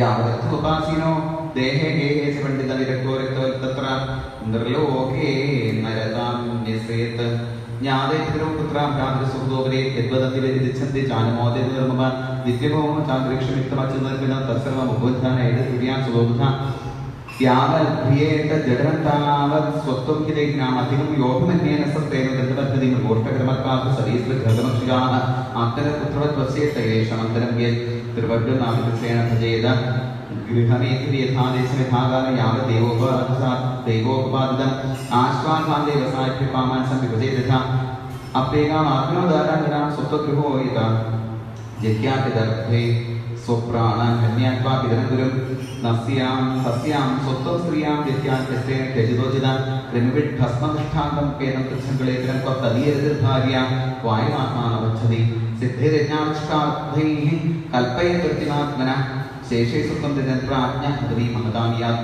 देवांशीन्द्रभूतानि हृदयनात्मानब्रह्मं सुवृत्त्यागर्जतेन यजेत पुरुषं पृथक् यत्यात्मनाथकारोद्या सर्वासुरित्नसम्पदा वैदानिकविधिना अग्निहोत्रादिनायजे न केतिमुखदो यमे भगवान् सर्वैत्यभक्त इत्येत विशारादन् यथा विप्रमुखे हुतैः तस्मात् ब्राह्मणदेवेषु मर्त्यानुषधारिता तैस्तैकामेरज स्वयं क्षेत्रजं ब्राह्मणानुरुद्यादारुक्षीयं मासचोष्प्रते द्विजश्राद्धं पित्रोत् यथा वित्तं तद्बन्धूनां चरितवान् अयने विश्वे कुर्यां व्यतीपादे दक्षे चन्द्रादित्योपरागे च द्वादशे श्रवणेषु च तृतीयायां चतुर्दशे नवम्यामधुराधिके तदसृष्टपृष्ठकासुरे हेमन्ते शिशिरे तथा आगेतसिद्धसप्तम्ये महारागासमागमे राम्या च अनुगत्यामा मासक्षादिविदानभि द्वादश्यां निद्राधास्वा श्रवणतिस्रोत्तराः तिस्रश्वेतादिशीवासु जन्मक्षश्रोणयोगयुक् तयेते स्वेच्छकाला दृढां श्रेयोधना कुर्यात् सर्वार्थनिदेषु श्रेयोमुखं तदाविश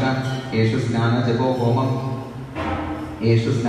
होमव्रतं देवद्विजार्चनं पितृदेव निर्भूतेभ्यो यद्दत्तं तद्धनश्वरं संस्कारकामचार्याय अपत्यस्य आत्मनस्तथा प्रेतसंस्थावृताः स कर्माण्यभ्युदये नृप अधदेशान् प्रवक्ष्यामि धर्मानुश्रयावः समयपुण्यनमो देशसत्पात्रं यत्र लभ्यते बिम्बं भगवतो यत्र सर्वनेतचराचरं यत्र ब्राह्मणकुलं तपो विद्यादयान्वितं यत्र यत्र हरेर्चा स देश श्रेयसां पदं यत्र गङ्गादयो नद्य पुराणेषु च विश्रुताः सरांसिष्कराणीनि क्षेत्राणि अर्धाश्रितं यदा कुरुक्षेत्रं केसरप्रयाणं ब्रह्माश्रमं नैमिषं भागवतसेतु प्रभासोदरुसत्तली वाराणसी मधुबनी पम्बा बिन्दु सरस्तथा नारायण आश्रमो नन्दा सीताराम आश्रमादय सर्वे कुलाच नाराज महेन्द्रवर्यादे एते पुण्यतमादेशादे हरे अर्चा आश्रिताश्चये एतान् देशान् निश्चयेत श्रेयस्कामोऽभीष्मस्य धर्मो यत्र आहितं धर्मो यत्र एतिरपुंसां सहस्राभिरोदया पात्रं तत्र निरुद्धं वै कविभिः पात्रवेतमेन विदेवे पूर्वीशां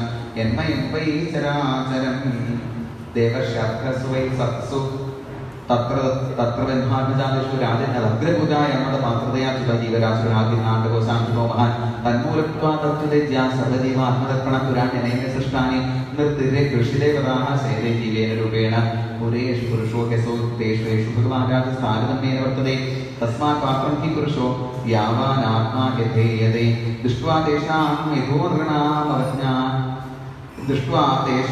मिथोनृणामवज्ञानात्मतां कृपा त्रेतादृश हरेरक्षाज्ञाय कविभिर्कृता ततोर्चायां हरिं केचित् संश्रद्धाय सदधिया उपासतोपास्यापि नार्थदा पुरुषदृशां पुरुषेषु अविराजेन्द्र सुपात्रं ब्राह्मणं विदु तपसा विद्या तुभ्यां धत्तेरेदं हरेस्तरं नन्दस्य ब्राह्मणाराजन् कृष्णस्य जगदाग्रपरन्तः पादरजसां त्रिलोकीं दैवतं महत् श्री हरे नमः श्रीमद्भागवते महापुराणे संस्कृताय सप्तमस्कन्धे चतुर्दशोऽध्याय सर्वत्र गोविन्दनाम संकीर्तनं गोविन्द गोविन्द हरे राम राम राम हरे हरे हरे कृष्ण कृष्ण कृष्ण हरे हरे हरे राम राम राम हरे हरे हरे कृष्ण कृष्ण कृष्ण हरे हरे हरे राम राम राम हरे हरे हरे कृष्ण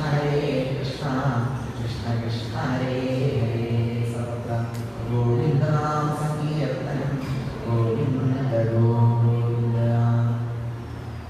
षष्ठस्कन्धത്തിൽ ഭഗവാൻ ഇന്ദ്രനെ പല പ്രകാരത്തിൽ സഹായിച്ച വിഷയങ്ങൾ പരീക്ഷിക്കുന്നതിനെ കേൾക്കുകയാണ്.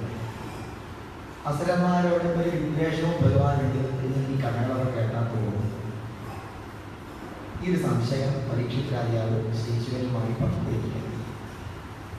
സഹപ്രിയ സുഹൃത് ബ്രഹ്മൻ ഭൂതാനാം ഭഗവാൻ സ്വയം. സർവേശ്വരനായ ഭഗവാന് ആരോടും ഒരു വിദ്വേഷമില്ല. എല്ലാവരെയും ഒരുപോലെ കാണുന്നവരാണ്. സമപ്രിയ. ഭഗവാനെ സംബന്ധിച്ച് എല്ലാവരും തനിക്ക് പ്രിയപ്പെട്ടവരാണ്. എല്ലാവരിലും ഭഗവാൻ ഒരുപോലെ ഇരിക്കുന്നു. ദേവന്മാരോട് കൂടുതൽ താല്പര്യം ഒന്നും ഭഗവാനില്ല. അസുരന്മാരോട് കുറച്ച് താല്പര്യം, മനുഷ്യന്മാരുടെ തീരെ ഇഷ്ടമില്ല. അദ്ദേഹം സർവേശ്വരനാവില്ല. മനുഷ്യന്മാർക്ക് മാത്രമാണ് അദ്ദേഹം ഈശ്വരനാണെങ്കിൽ അദ്ദേഹം ആരെയാവുള്ളൂ? മനുഷ്യേശ്വരനാവുള്ളൂ. ഒരു പൂച്ചയ്ക്കോ വേറെ ഈശ്വരൻ ഉണ്ടാവും. ചിലപ്പോൾ അങ്ങനെയായിരിക്കും. പൂച്ചയുടെ ഈശ്വരൻ വലിയൊരു പൂച്ച ചെയ്യുന്നതാണ്, വളരെ വലിയൊരു പൂച്ച. ആടിനൊരു ഈശ്വരൻ ഉണ്ടാവും, വലിയൊരു ആടായിരുന്നു. മനുഷ്യന്റെ മാത്രം ഈശ്വരനല്ല, സർവേശ്വരനാണ് അവൻ.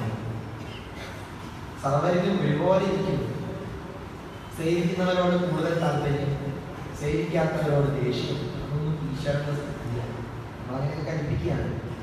ഈശ്വരന് ചിലവിടൊക്കെ വിദ്വേഷങ്ങളൊക്കെ നമ്മൾ വിചാരിക്കുന്നു. ഭഗവാൻ ആരോട് ദേഷ്യം? സമൂഹം സർവഭൂതേഷു നമേ ദേഷ്യോസ്തു പ്രിയ. ആരോടും ദേഷ്യമില്ല, ആരോടും പ്രിയമില്ല ഭഗവാൻ ഗീതയിൽ പറഞ്ഞത്. രാമായണത്തിൽ എന്താണ്? ശപജന്മാർ അവരിക്കുന്ന അവനക്കുനി ശ്വാക്കളും ഗോക്കളും വേദമില്ലേതുമേ. ഭഗവാന് ബ്രാഹ്മണനായാലും നായയെ ആഹരിക്കുന്നവനായാലും ഒന്ന് തന്നെയാണ് വ്യത്യാസം. ശ്വാക്കളും ഗോക്കളും, ശ്വാവും ഗോവും രണ്ടു ഒരുപോലെ. എന്നാൽ ഈ കഥകളൊക്കെ കേൾക്കുമ്പോൾ ഭഗവാൻ അസുരന്മാരോട് താല്പര്യം തോന്നുന്നുണ്ടോ? ഭഗവാനെ ഈ നിഷ്പക്ഷതയെ ചോദ്യം ചെയ്യുന്നതാണോ ചില കഥകൾ? നിഷ്പക്ഷനാണ് ഭഗവാൻ, പക്ഷെ ചിലപ്പോൾ അതിനെ ചോദ്യം ചെയ്യുന്ന തരത്തിലാണോ കഥകൾ പോകുന്നത്? എന്താണ് വരാൻ കാരണം? ഇതിന സുമഹാഭാരായണ പ്രതി സംശയ സുമഹാജാത. വളരെ വലിയൊരു സംശയം എനിക്ക് ഭഗവാന്റെ മഹിമകളെ സംബന്ധിച്ചിട്ടുണ്ടാകും. ആ സംശയങ്ങളെ കുറിച്ച് നമ്മുടെ പാരമ്പര്യമാണ്. സംശയങ്ങൾ ഉണ്ടെങ്കിൽ പിടിച്ചു നിർത്തല്ല വേണ്ടത്. സംശയങ്ങളെ ചോദിക്കാനുള്ള അവകാശം ഭാരതീയ സംസ്കാരം ഏത് കാലത്തും കൊടുത്തിട്ടുണ്ട്. സംശയങ്ങളുണ്ട്, ചോദിക്കരുതെന്ന് പറയല്ല. എന്ത് സംശയങ്ങൾ ഉണ്ടെങ്കിലും ചോദിച്ചോളൂ. അറിയുന്നതാണെങ്കിൽ പറഞ്ഞു തരാം. ഇതാണ് ഋഷീശ്വരന്മാരുടെ അഭിപ്രായം. ഇത് ജിജ്ഞാസ്യാമ സർവം ഭക്ഷ്യാമ. അറിയുമെങ്കിൽ പറഞ്ഞു തരാം. ചോദിക്കരുതെന്ന് പറഞ്ഞിട്ടില്ല. ചോദിക്കുന്നവരോട് കണ്ണുരുട്ടുന്ന ഒരു സംസ്കാരമല്ല നമുക്ക്.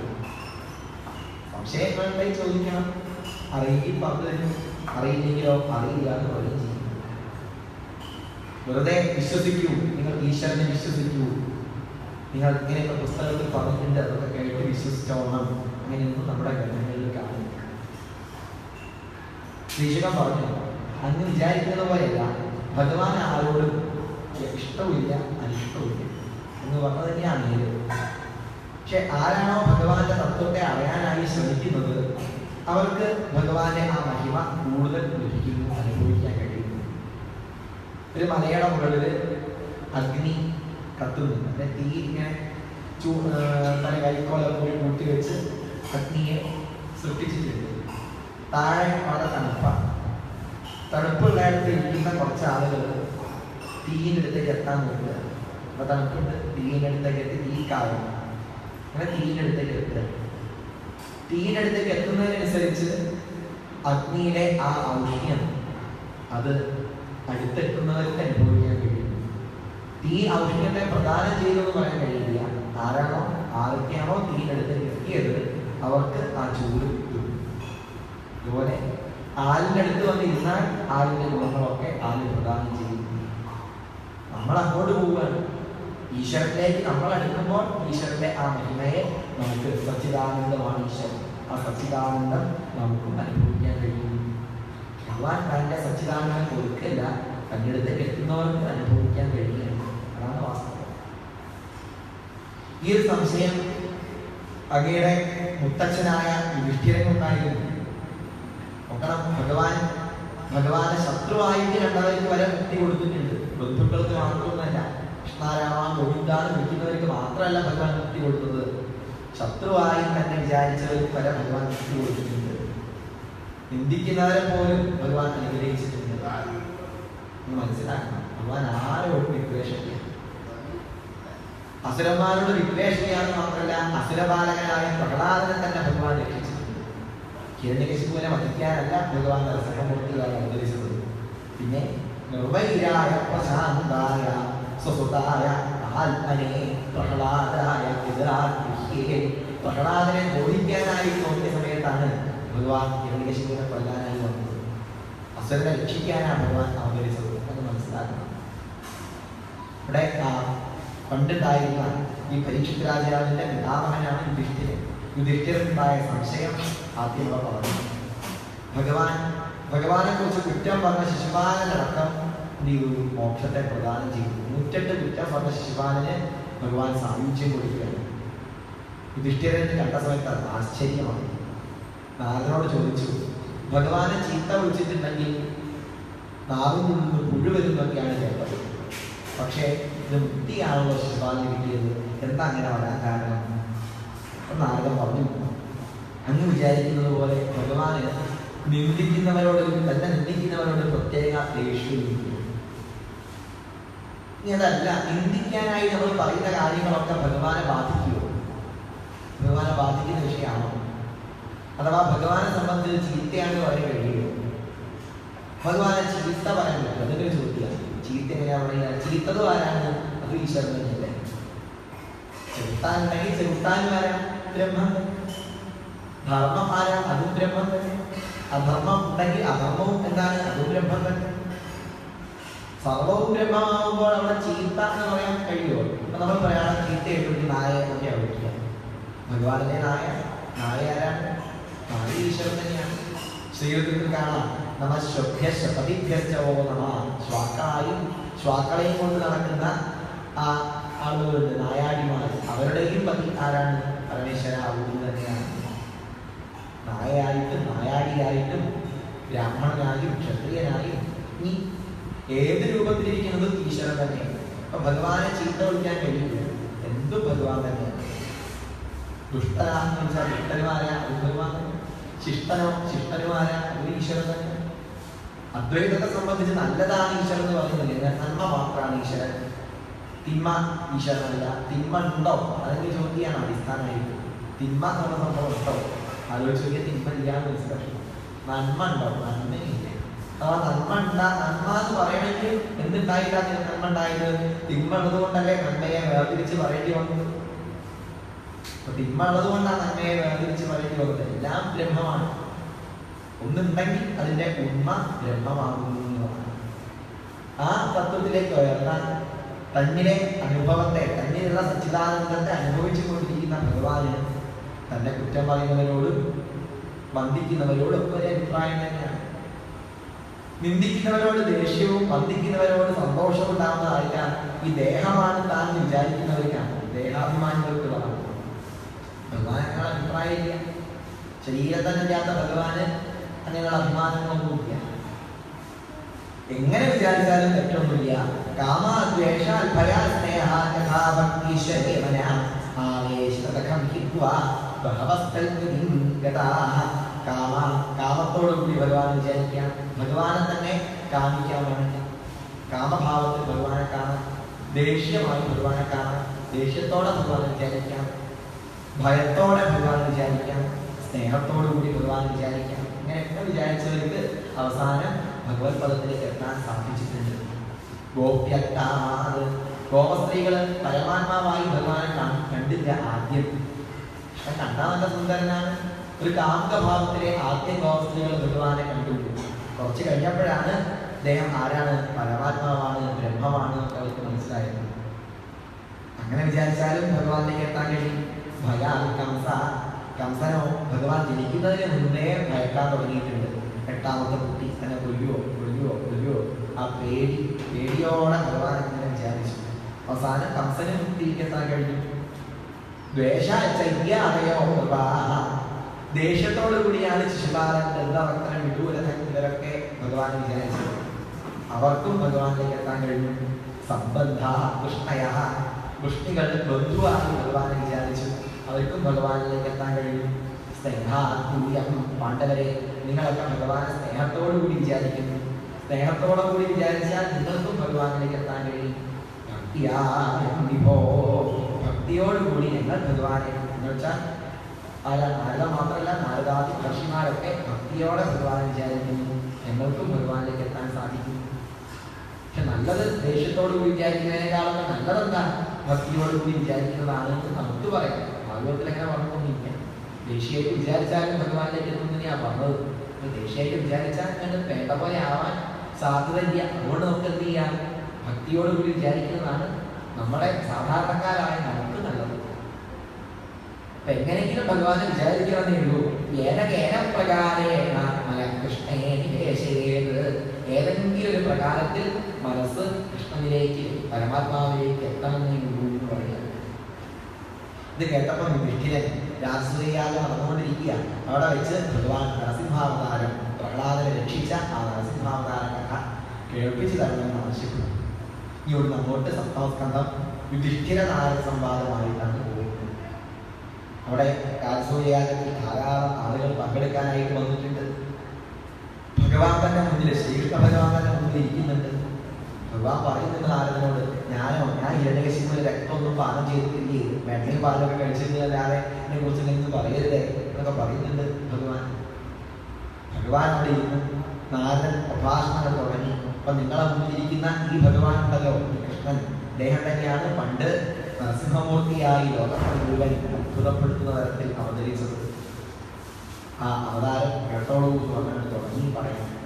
ഹിരണ്യാക്ഷേ പുത്രി പ്രതിഭടവപുഷാ ദേവഭവതാ ഹതേ ശോകക്രോധക്ലപിതധൃതിവേദസ്യ സഹജ ഹിരണ്യപ്രാരംഭകശിപു അമരാരാതി സദസി പ്രതിജ്ഞാമാദേനേ തവ കിലപഥാർത്ഥം അധുരിപോ.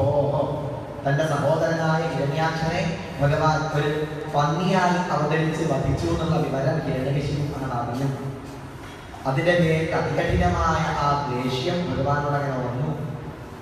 സഹോദരൻ മരിച്ചതിന്റെ ആ സങ്കടം. ഹിരണ്യകശിപു അമരാരാതി സദസി, അസുരന്മാരൊക്കെ ഉള്ള ആ വലിയ സഭയിൽ വെച്ച് ഭഗവാനെ കൊല്ലാനായി തന്റെ വലിയ പ്രതിജ്ഞകളൊക്കെ ഇങ്ങനെ എടുത്തുന്നാണ്. നിങ്ങളൊന്നും വിഷമിക്കേണ്ട, നമ്മുടെ ഹിരണ്യാക്ഷൻ വിഷ്ണുവിനോട് യുദ്ധം ചെയ്ത് മായായുദ്ധത്തിലാണ് വിഷ്ണു ഹിരണ്യാക്ഷനെ പരാജയപ്പെടുത്തിയത്. പരാജയപ്പെടുത്തിയ വിഷ്ണുവിന് ഹിരണ്യാക്ഷന്റെ ശരീരത്തെ നശിപ്പിക്കാനേ കഴിഞ്ഞിട്ടുള്ളൂ. നിത്യനായ ആത്മാവ് നശിപ്പിക്കാൻ ഒരു വിഷ്ണുവിന് സാധ്യമല്ല.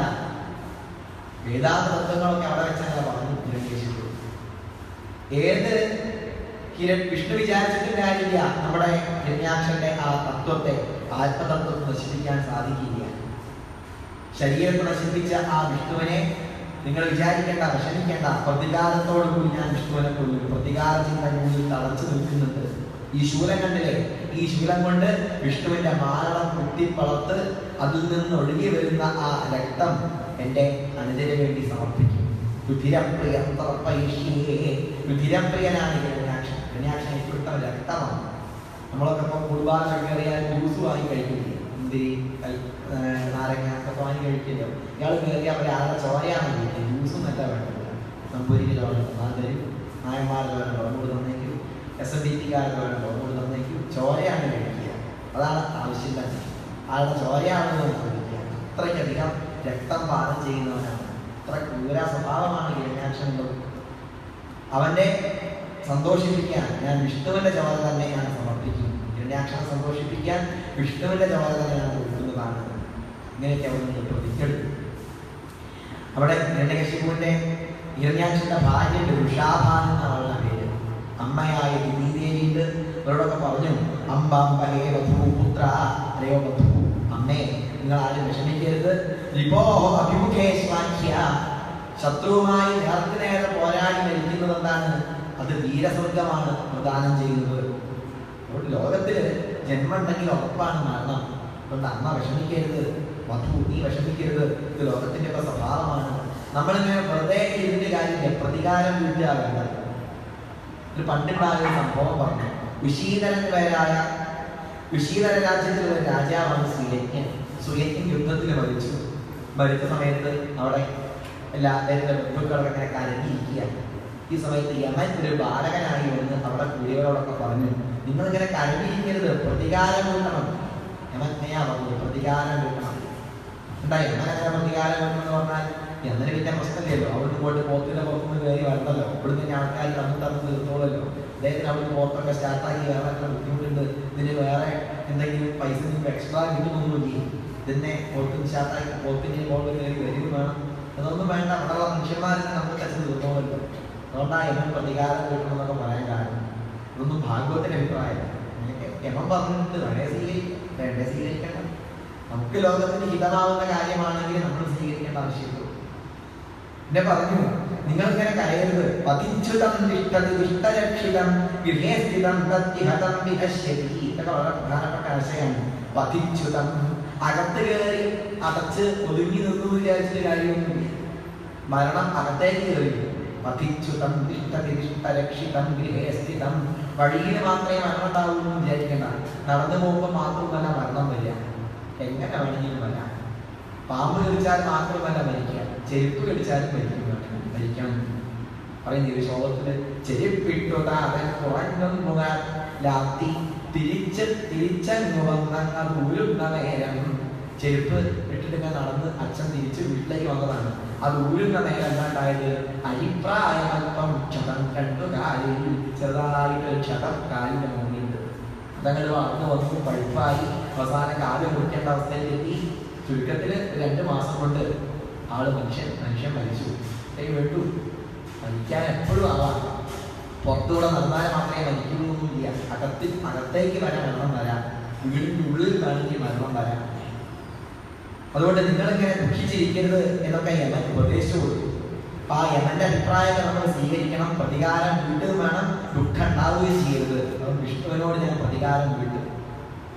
വിഷ്ണു എവിടെയായിരിക്കുന്നത്? കുറെ ക്ഷേത്രങ്ങളിലാണ് വിഷ്ണു ഇരിക്കുന്നത്. ക്ഷേത്രങ്ങളൊക്കെ തകർക്കുക, വേദമന്ത്രങ്ങളിലൊക്കെയാണ് വിഷ്ണുവിനെ സ്തുതിക്കുന്നത്. ആ വേദമന്ത്രങ്ങളൊക്കെ നശിപ്പിക്കുക, വേദപുസ്തകങ്ങളൊക്കെ നശിപ്പിക്കുക. പിന്നെ വിഷ്ണുവിനെ കുറിച്ച് പറയുന്നത് കുറെ മഹർഷിമാരാണ്, അവരെയൊക്കെ കൊല്ലുക. ഇതിനൊക്കെ ഓരോ മന്ത്രിമാരെയൊക്കെ ഏർപ്പാടാക്കി. അതുകൊണ്ടൊക്കെ വിഷ്ണു നശിക്കുമോ? ഹിരണ്യകശിപുവിന് ആധാരവും ആധേയവും മാറിപ്പോകും. ഈ പുസ്തകം ആധേയം, ഈ പീഠം ആധാരം. ഇവിടെ ആധാരം പോയാൽ ആധേയം റിപ്പോർട്ട് വീഴും. എന്നാൽ വിഷ്ണു ആധേയവും ക്ഷേത്രാദി വിഷയങ്ങളൊന്നും ആധാരവും ആണെന്നാണ് ഹിരണ്യകശിപു വിചാരിച്ചത്. ഇതൊക്കെ വിചാരിയായ വിഷ്ണു താഴേക്ക് വീഴുന്നതാണ്. അങ്ങനെയാണോ? അല്ല, വിഷ്ണുവാണ് ആധാരം. സർവപ്രപഞ്ചത്തിനും ആധാരം വിഷ്ണുവാണ്. ഈ ലോകത്തിലുള്ള ക്ഷേത്രങ്ങളും വേദമന്ത്രങ്ങളും അതുപോലെ മഹർഷിമാരും ഹോമാദികളും എല്ലാം ഇല്ലാതെയായാലും വിഷ്ണുവിന് നാശമുണ്ടോ? വിഷ്ണുവിന് നാശമില്ല. ഇതൊക്കെ എന്തിനു വേണ്ടിയിട്ടാണ്? വിഷ്ണുവിന് വേണ്ടി ചെയ്യല്ല, മറിച്ച് നമുക്ക് ശ്രേയസ് ഉണ്ടാവാൻ വേണ്ടി ചെയ്യുന്നു. ചിത്തസ്യ ശുദ്ധയിലെ കർമ്മ, അവനവന്റെ ശുദ്ധിക്ക് വേണ്ടിയാണ്, മാനസികമായ സംശുദ്ധിക്ക് വേണ്ടിയാണ് ഇത്തരം പദ്ധതികളൊക്കെ നമ്മൾ ആചാര്യന്മാർ ആവിഷ്കരിച്ചത്. വിഷ്ണുവിന് വേണ്ടിയല്ല. വിഷ്ണുവിന് നമ്മൾ പാൽപ്പായസം കൊടുത്തില്ലെങ്കിൽ ഭഗവാൻ വിഷ്ണു വരുമോ? ഗുരുവായൂരത്തിന് പാൽപ്പായസം കിട്ടിയില്ല, ഭഗവാന്റെ വിഷമമുണ്ടോ? ഭഗവാന് വേണ്ടിയല്ല ഒന്നും പായസം കൊടുക്കുന്നത്. അങ്ങനെ ദ്രവ്യങ്ങളൊക്കെ ഭഗവാൻ സമർപ്പിക്കുന്നത് പോലെ നമ്മുടെ മനസ്സിനെ തന്നെ നമുക്ക് ഭഗവാന് കൊടുക്കാനാവണം. നമ്മുടെ വളർച്ചയ്ക്ക് വേണ്ടിയാണ്, ഭഗവാന് വേണ്ടിയല്ല. ആധാരാധാരങ്ങൾ ഹിരണ്യകശിപുവിന് മാറിപ്പോയി. അവസാനം പറഞ്ഞു, അതിലൊക്കെ മന്ത്രിമാരെയൊക്കെ നിശ്ചയിച്ചതിന് ശേഷം പറഞ്ഞു, വിഷ്ണുവിനെ കൊല്ലാൻ കരബലുണ്ട്, കരബലം മാത്രം പോരാ, കുറച്ച് വരബലവും കൂടി വേണം. ബലവും കൂടി വാങ്ങണം. ഈ സങ്കല്പത്തോടുകൂടി നേരെ തപസ്സയായി മന്ദരപർവ്വതത്തിനെടുത്തേക്ക് കൊണ്ടുവന്നു. എന്താ സങ്കല്പം? തപസ്സിന്റെ ഉദ്ദേശത്തിന് എന്താണ്? ഏകരാജന്മത്തിൽ സദാ, താൻ മാത്രമേ ലോകത്തിൽ ഉണ്ടാവാവൂ രാജാവായി, വേറൊരാളുണ്ടാവരുത്, ഏകാധിപത്യം ലഭിക്കണം എന്ന ഉദ്ദേശമാണ് ഹിരണ്യകശിപുവിനുള്ളത്. സദേവേ മണ്ഡലദ്രോണ്യാം തവ പരമദാരുണം ഊർധ്വഭാവോ ദൃഷ്ടി പാദാങ്കുഷ്ഠാശ്രിതാവനി. പാദത്തിന്റെ പെരുവരൽ നിലത്ത് വീണുകൊണ്ട് ദാരുണമായ തപസ് ഹിരണ്യകശിപുവിനോട് തുടങ്ങിയതാണ്. ഈ തപസ് കാരണം ദേവന്മാർക്കൊന്നും സ്വർഗത്തിൽ ഇരിക്കാൻ പോലും കഴിയില്ല. അവര് എല്ലാവരും നേരെ ബ്രഹ്മദേവൻ ഇടയ്ക്ക് വന്നിട്ട് പറഞ്ഞു, ബ്രഹ്മാവെ, അങ്ങേയാണ് ഹിരണ്യകശിപു തപസ് ചെയ്യുന്നത്. ഇതുവരെ ബ്രഹ്മാവിനെ ആരും തപസ് ചെയ്തിട്ടുണ്ടില്ല. ബ്രഹ്മാവിന് ശരിക്കും അമ്പലം കൂടിയില്ല. അങ്ങനെയുള്ള അങ്ങേയാണ് തപസ് ചെയ്യുന്നത്. ഇന്ന് വേഗം പോയിട്ട് ഹിരണ്യകശിപുവിന് അനുഗ്രഹങ്ങൾ കൊടുക്കണം. നിങ്ങൾക്ക് തോന്നുന്നു ഹിരണ്യകശിപു സ്വർഗം കിട്ടാനല്ല തപസ് ചെയ്യുന്നത്, അങ്ങയുടെ സ്ഥാനം തന്നെ കിട്ടാനായിട്ടാണ് തപസ് ചെയ്യുന്നത് എന്നാണ് നിങ്ങൾക്ക് തോന്നുന്നത്. എന്താ ദേവന്മാർ ഇങ്ങനെ പറയാൻ കാരണം? അവനവൻ ഇരിക്കുന്ന സീറ്റിന് ചലനം ഉണ്ടായി എന്ന് കണ്ടാൽ ഏതൊരാൾക്കും ഒരു പരിഭ്രമം ഉണ്ടാകുമല്ലോ. ബ്രഹ്മാവിൽ നിന്ന് വിഷമിപ്പിക്കാൻ വേണ്ടിയാണ് ദേവന്മാർ ഇങ്ങനെ പറഞ്ഞത്. ഇതൊക്കെ കേട്ടു ബ്രഹ്മാവ് തന്റെ സുന്ദരമായ ആ അരയന്നത്തിന്റെ മുകളിൽ കയറി ഹിരണ്യകശിപു തപസ് ചെയ്യുന്ന ആ സ്ഥലത്തേക്ക് ഇങ്ങനെ നോക്കുന്നു. അവിടുത്തെ സമയത്ത് ഹിരണ്യകശിപുവിനെ കാണുന്നില്ല, ശബ്ദം ഇങ്ങനെ കേൾക്കുന്നുണ്ട്. ഓം തത്സൽ വിദു ബ്രഹ്മണേ തത്സൽ നമഃ. ബ്രഹ്മാവിന്റെ മന്ത്രം ഇങ്ങനെ കേൾക്കുന്നുണ്ട് എന്നല്ലാതെ ഈ ബ്രഹ്മാവിന്റെ പൂജ ഈ വാസ്തുബലിയിലൊക്കെ കാണാം. വാസ്തുബലിയിലൊക്കെ ബ്രഹ്മാവിനെ പൂജിക്കുന്നു. ബ്രഹ്മാവിന് പൂജ ചെയ്യാമെന്ന് പറയരുത്. വാസ്തുബലിയിലൊക്കെ പൂജിക്കുന്നത് ആരെയാണ്? ബ്രഹ്മാവിനെയാണ്. പിന്നെ ബ്രഹ്മാവിന് ക്ഷേത്രം എന്ന് പറയുന്നത് ക്ഷേത്രമുണ്ട്. തിരുനാവായ ബ്രഹ്മാവിന്റെ ഒരു ക്ഷേത്രമുണ്ട്. പിന്നെ പുഷ്കരം, അത് ബ്രഹ്മാവിന്റെ തീർത്ഥമാണ്. പുഷ്കരം രാജസ്ഥാനിലാണ് ഈ പുഷ്കരം വരുന്നത്. ബ്രഹ്മാവിന് ക്ഷേത്രം ഇല്ലാന്ന് പറയരുത്, അധികം ഇല്ലാന്നേ പറയാൻ പറ്റും. അതാ കാരണം സൃഷ്ടിക്ക് ബ്രഹ്മാവ് സൃഷ്ടിയുടെ ദേവനാണ്. സൃഷ്ടി ലോകത്തിൽ സ്വാഭാവികമായി ഉണ്ടായിക്കോളും. ആരും ബ്രഹ്മാവിനെ പൂജിച്ചില്ലെങ്കിൽ തന്നെ സൃഷ്ടി ലോകത്തിൽ ഉണ്ടാവും. എങ്ങനെയായാലും ഈ ലോകത്തിൽ ഇങ്ങനെ സൃഷ്ടികൾ വർദ്ധിച്ച് വരും. ആരാധിക്കേണ്ട ആവശ്യമില്ല. അതുകൊണ്ടാണ് ബ്രഹ്മാവിനെ ക്ഷേത്രങ്ങൾ ഇല്ലാതെയായത്. രക്ഷയാണ് ഏറ്റവും പ്രധാനം. രക്ഷിക്കാനാണ് ദേവതകളെ ആവശ്യമുള്ളത്. അതുകൊണ്ടാണ് രക്ഷാകർത്താവായിട്ടാണ് എല്ലാ ദേവതകളെയും ആരാധിക്കുന്നത്. സംഹാരത്തിന്റെ ദേവനായ ശിവനും ക്ഷേത്രങ്ങളുണ്ടല്ലോ. സംഹാരം എന്താണ്? സംഹാരവും ആവശ്യമാണ്. സംഹാരം എന്താ? സമ്യക്കാലവും വണ്ണം ക്രിയാചാക്കലാണ് സംഹാരം. സംഹാരം ഉണ്ടെങ്കിലേ നല്ല കാര്യങ്ങളൊക്കെ ലോകത്ത് നടക്കുള്ളൂ. അപ്പൊ നമ്മള് ഇപ്പൊ സാമ്പാറോ അല്ലെങ്കിൽ മത്തന്റെ കൂട്ടാൻ വെക്കുക വിചാരിച്ചോ, കറി വെക്കുക വിചാരിച്ചോ, അതെന്താ ചെയ്യുക? സംഹാരം ചെയ്തിട്ടാണ് മത്തനെ എന്ത് ചെയ്യുക? വെള്ളത്തിലേക്ക് ഇടുക. മത്തന്റെ മുകളിലുള്ള തോലൊക്കെ ഇങ്ങനെ ചെത്തി കളഞ്ഞ് ഒക്കെ ഒഴിവാക്കി സംഭരിക്കുകയാണ്. വേണ്ട പോലെ ക്രിയാചാക്കുക, മാറ്റി വെക്കുക. മാറ്റി വെച്ചിട്ടാണ് എന്ത് ചെയ്യുക? കറിയിലേക്ക് ഇടുക. അപ്പൊ സംഹാരം ഉണ്ടെങ്കിലേ എന്ത് കാര്യം നടക്കുള്ളൂ. സൃഷ്ടി പിന്നെ എങ്ങനെയാണ് സംഭവിച്ചത്? അതുകൊണ്ടാണ് അമ്പലങ്ങൾ കുറയാൻ കാരണം. അപ്പൊ തന്നെ സേവിക്കുന്ന ആ ഭക്തനെ കാണാൻ ബ്രഹ്മാവ് ചെന്ന സമയത്ത് ശബ്ദം കേൾക്കുന്നുണ്ടെന്നല്ലാതെ ഈ വ്യക്തിയെ ഹിരണ്യകശിപുവിനെ കാണുന്നില്ല.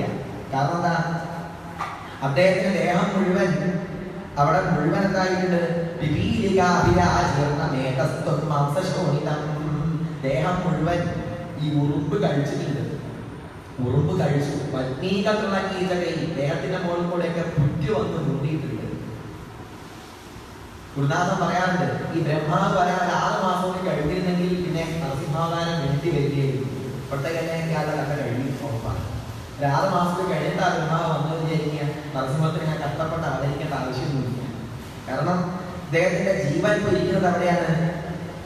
ജീവൻ ഇരിക്കുന്നത് പ്രാണാസ്ഥിശുചേരത്തെ എല്ലിന്റെ മുകളിലായിരിക്കുന്നത്. അത്രത്തോളം എത്തിയിട്ടുണ്ട്.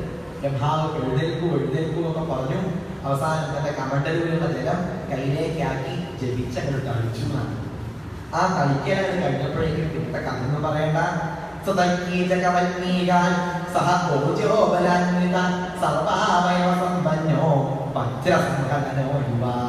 ആ പുറ്റൊക്കെ 2 ഭാഗത്തൊക്കെ ആയിട്ട് പൊട്ടി വീണു.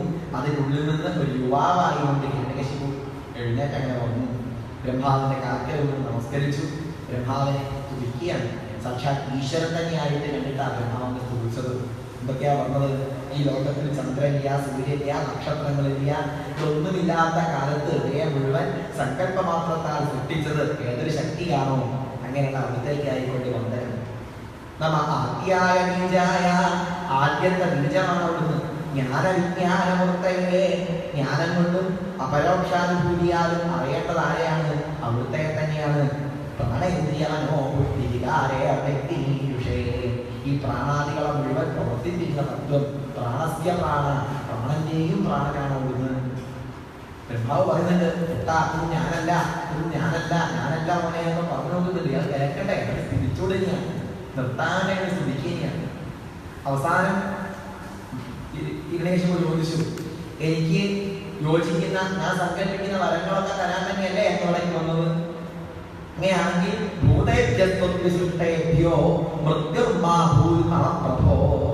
അങ്ങ് സൃഷ്ടിച്ച വിഷയങ്ങളാലൊന്നും, അങ്ങ് സൃഷ്ടിച്ച വസ്തുക്കളെ കൊണ്ടൊന്നും ഞാൻ കൊല്ലപ്പെടരുത്. ബ്രഹ്മാവിന് വളരെ സന്തോഷമായി. താൻ സൃഷ്ടിക്കാത്ത മഹാവിഷ്ണുവിന് അദ്ദേഹത്തിനെ കൊല്ലാലോ. പിന്നെ എന്തൊക്കെയാണോ ഈ ഹിരണ്യകശിപു ചോദിച്ചത്, ആ ചോദ്യങ്ങൾക്കൊക്കെ ചോദിച്ച വരങ്ങളൊക്കെ തഥാസ്തു അങ്ങനെ തന്നെ ആവട്ടെ എന്ന് പറഞ്ഞു. അകത്തുനിന്ന് കൊല്ലരുത്, പുറമേ നിന്ന് കൊല്ലരുത്, ജീവനത്തിനെ കൊണ്ട് കൊല്ലരുത്, ജീവല്ലാത്തതിനെ കൊണ്ട് കൊല്ലരുത്, ദേവനോ അസുരനോ മനുഷ്യനോ ഒന്നും കൊല്ലരുത്. ശരിക്കും ഒരു വിഡ്ഢിത്താണ്. കാരണം ബ്രഹ്മാവ് സൃഷ്ടിച്ചവരാണ് ദേവനും അസുരനും മനുഷ്യനും ഒക്കെ. പിന്നെ ബ്രഹ്മാവ് സൃഷ്ടിച്ചവരാളൊന്നും കൊല്ലപ്പെടരുതെന്ന് പറഞ്ഞാൽ പിന്നെ വേറെ ചോദിക്കേണ്ട ആവശ്യമില്ലല്ലോ. ഏഷ്യക്കാരൻ കൊല്ലരുതെന്ന് പറഞ്ഞാൽ പിന്നെ ബംഗ്ലാദേശുകാരൻ കൊല്ലരുത്, ഇന്ത്യക്കാരൻ കൊല്ലരുത്, കേരളീയൻ കൊല്ലരുത് വേറെ പറയേണ്ട ആവശ്യമില്ല. ഏഷ്യൻ്റെ ഉള്ളിലുള്ളതാണ്. അതുപോലെ ബ്രഹ്മാവ് കൊല്ലരുതെന്ന് പറഞ്ഞാൽ പിന്നെ ബ്രഹ്മാവ് സൃഷ്ടിച്ചവരൊന്നും കൊല്ലരുതെന്ന് പറഞ്ഞാൽ ദേവനും അസുരനൊക്കെ അതിൽ പെട്ടുകഴിയും. ഈ ആസുരിക വിഡ്ഢിത്താണ് ഇതൊക്കെ കാണിച്ചു തരുന്നത്. അവസാനം ബ്രഹ്മാവ് പറഞ്ഞു, നീ വലിയ വരങ്ങളൊക്കെയാണ് വാങ്ങിയത്, പ്രത്യേകം ശ്രദ്ധിക്കണം. ആർക്കും കൊടുക്കാത്ത വരങ്ങളൊക്കെയാണ് എനിക്ക് നൽകി കഴിഞ്ഞു, ശ്രദ്ധിക്കണം എന്നൊക്കെ പറഞ്ഞ് ബ്രഹ്മാവ് പോയി.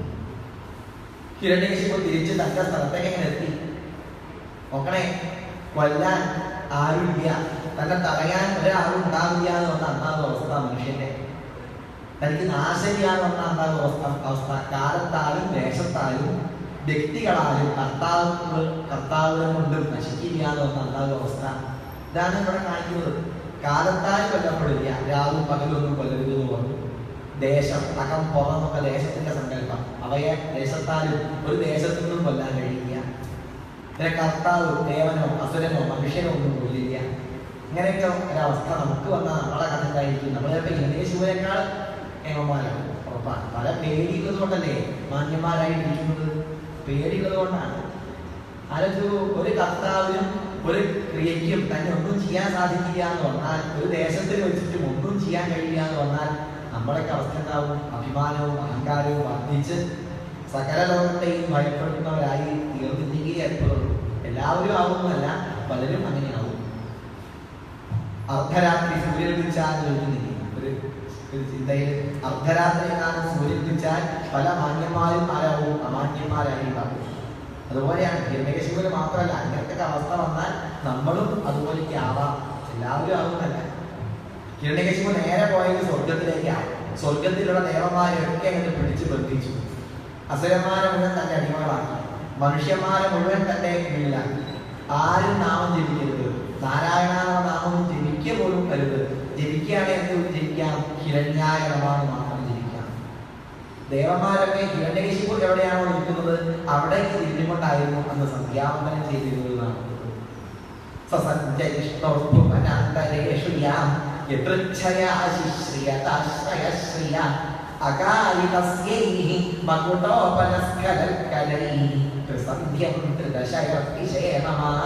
ശിശുപാലവധം എന്ന സംസ്കൃത മഹാകാവ്യത്തിനൊരു ശ്ലോകമാണ്.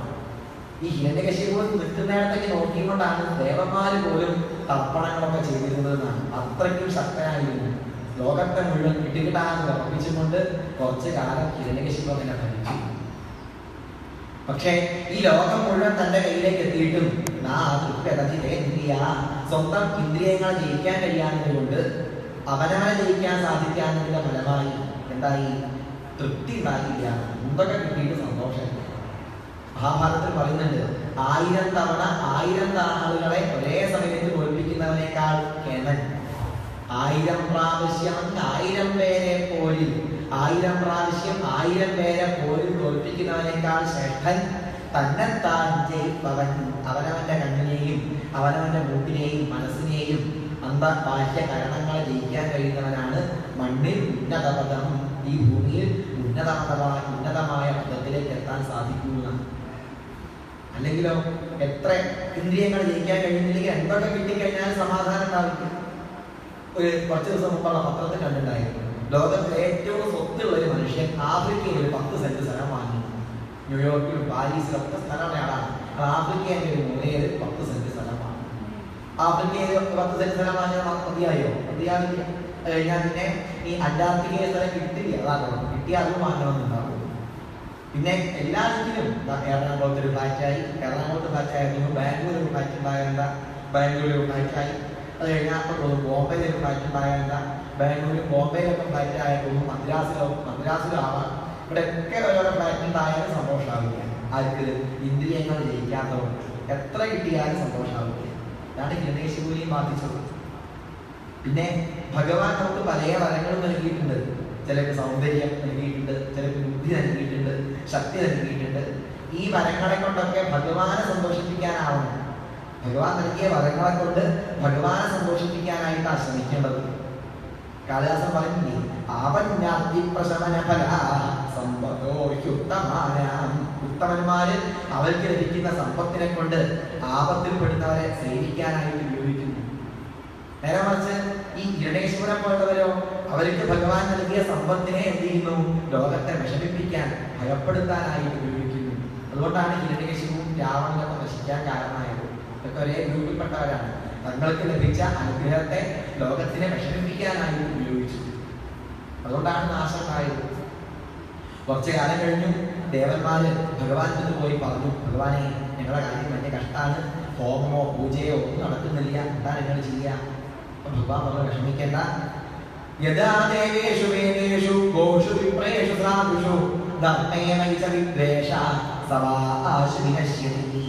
എപ്പോഴാണോ ഇവൻ ദേവന്മാരെയും വേദങ്ങളെയും പശുക്കളെയും ബ്രാഹ്മണരെയും സജ്ജനങ്ങളെയും ധർമ്മത്തെയും എന്നെയും വിദ്വേഷിക്കുന്നത്, നശിപ്പിക്കാനായി ശ്രമിക്കുന്നത്, അന്ന് ഞാൻ എന്ത് ചെയ്യുന്നതാണ്? ഇവനെ വധിക്കാം, ഞാൻ വരും, അല്ലെങ്കിൽ ഇവൻ സ്വയം നശിക്കും. അതിനേക്കാളൊക്കെ പ്രധാന ഭഗവാൻ പറഞ്ഞു നിർവൈരായ പ്രശാന്തായ സ്വസുതായ മഹാത്മനെ പ്രഹ്ലാദായ ഫലോർജിതം. അദ്ദേഹത്തിന്റെ മകനെ പ്രശാന്തനായ പ്രഹ്ലാദനെ എന്നാണോ ദ്രോഹിക്കുന്നത്? അതാ ഭഗവാൻ ഏറ്റവും പ്രത്യേകത. ഭക്തനെ ദ്രോഹിച്ചാൽ ഭഗവാൻ ധർമ്മത്തെയും വേദത്തെയും ദ്രോഹിച്ചാൽ ഭഗവാൻ പിന്നെയും സഹിച്ചു വരും. ഭക്തനെ ദ്രോഹിച്ചാൽ ഭഗവാൻ സഹിക്കില്ല. ഉറപ്പാണ്. എന്നാണോ പ്രഹ്ലാദനെ ദ്രോഹിക്കുന്നത് അന്ന് ഞാൻ ഇവരെ വധിക്കാനായിട്ട് അവതരിക്കുന്നതാണെന്ന് പറഞ്ഞു. ഇത് പറഞ്ഞു ദേവന്മാരെയൊക്കെ ഭഗവാൻ പറഞ്ഞയച്ചു. അങ്ങനെ ഹിരണ്യകശിപുവിന് ഹ്ലാദൻ, അനുഹ്ലാദൻ, സംഹ്ലാദൻ ഇങ്ങനെ 3 പുത്രന്മാരുണ്ട്. 4ാമതായി പ്രഹ്ലാദൻ ജനിച്ചു. പ്രഹ്ലാദൻ മറ്റുള്ളവരെ പോലെയൊന്നുമല്ല, ആദ്യം ഉണ്ടായവരെ പോലെയൊന്നും അല്ലായിരുന്നു. കാരണം എന്താണ്?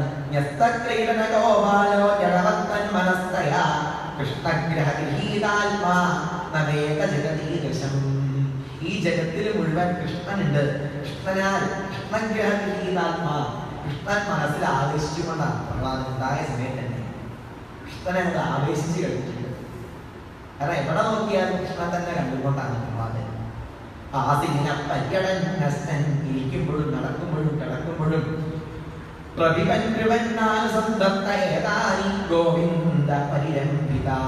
ഗോവിന്ദനാൽ പരിരംഭണം ചെയ്യപ്പെട്ടുകൊണ്ടാണ് താൻ നിൽക്കുന്നത്. ഗോവിന്ദന്റെ ആ കൈകളുടെ മുമ്പിലാണ് താൻ. സുരക്ഷാവരെ ഭഗവാൻ തന്നെ ഒരുക്കി വെച്ചിട്ടുണ്ട്. എന്ത് പേടിക്കാനാ? ജനിച്ച സമയത്ത് തന്നെ നാരായണ നാരായണ നാരായണ എന്ന് ജപിക്കുന്നുണ്ട്.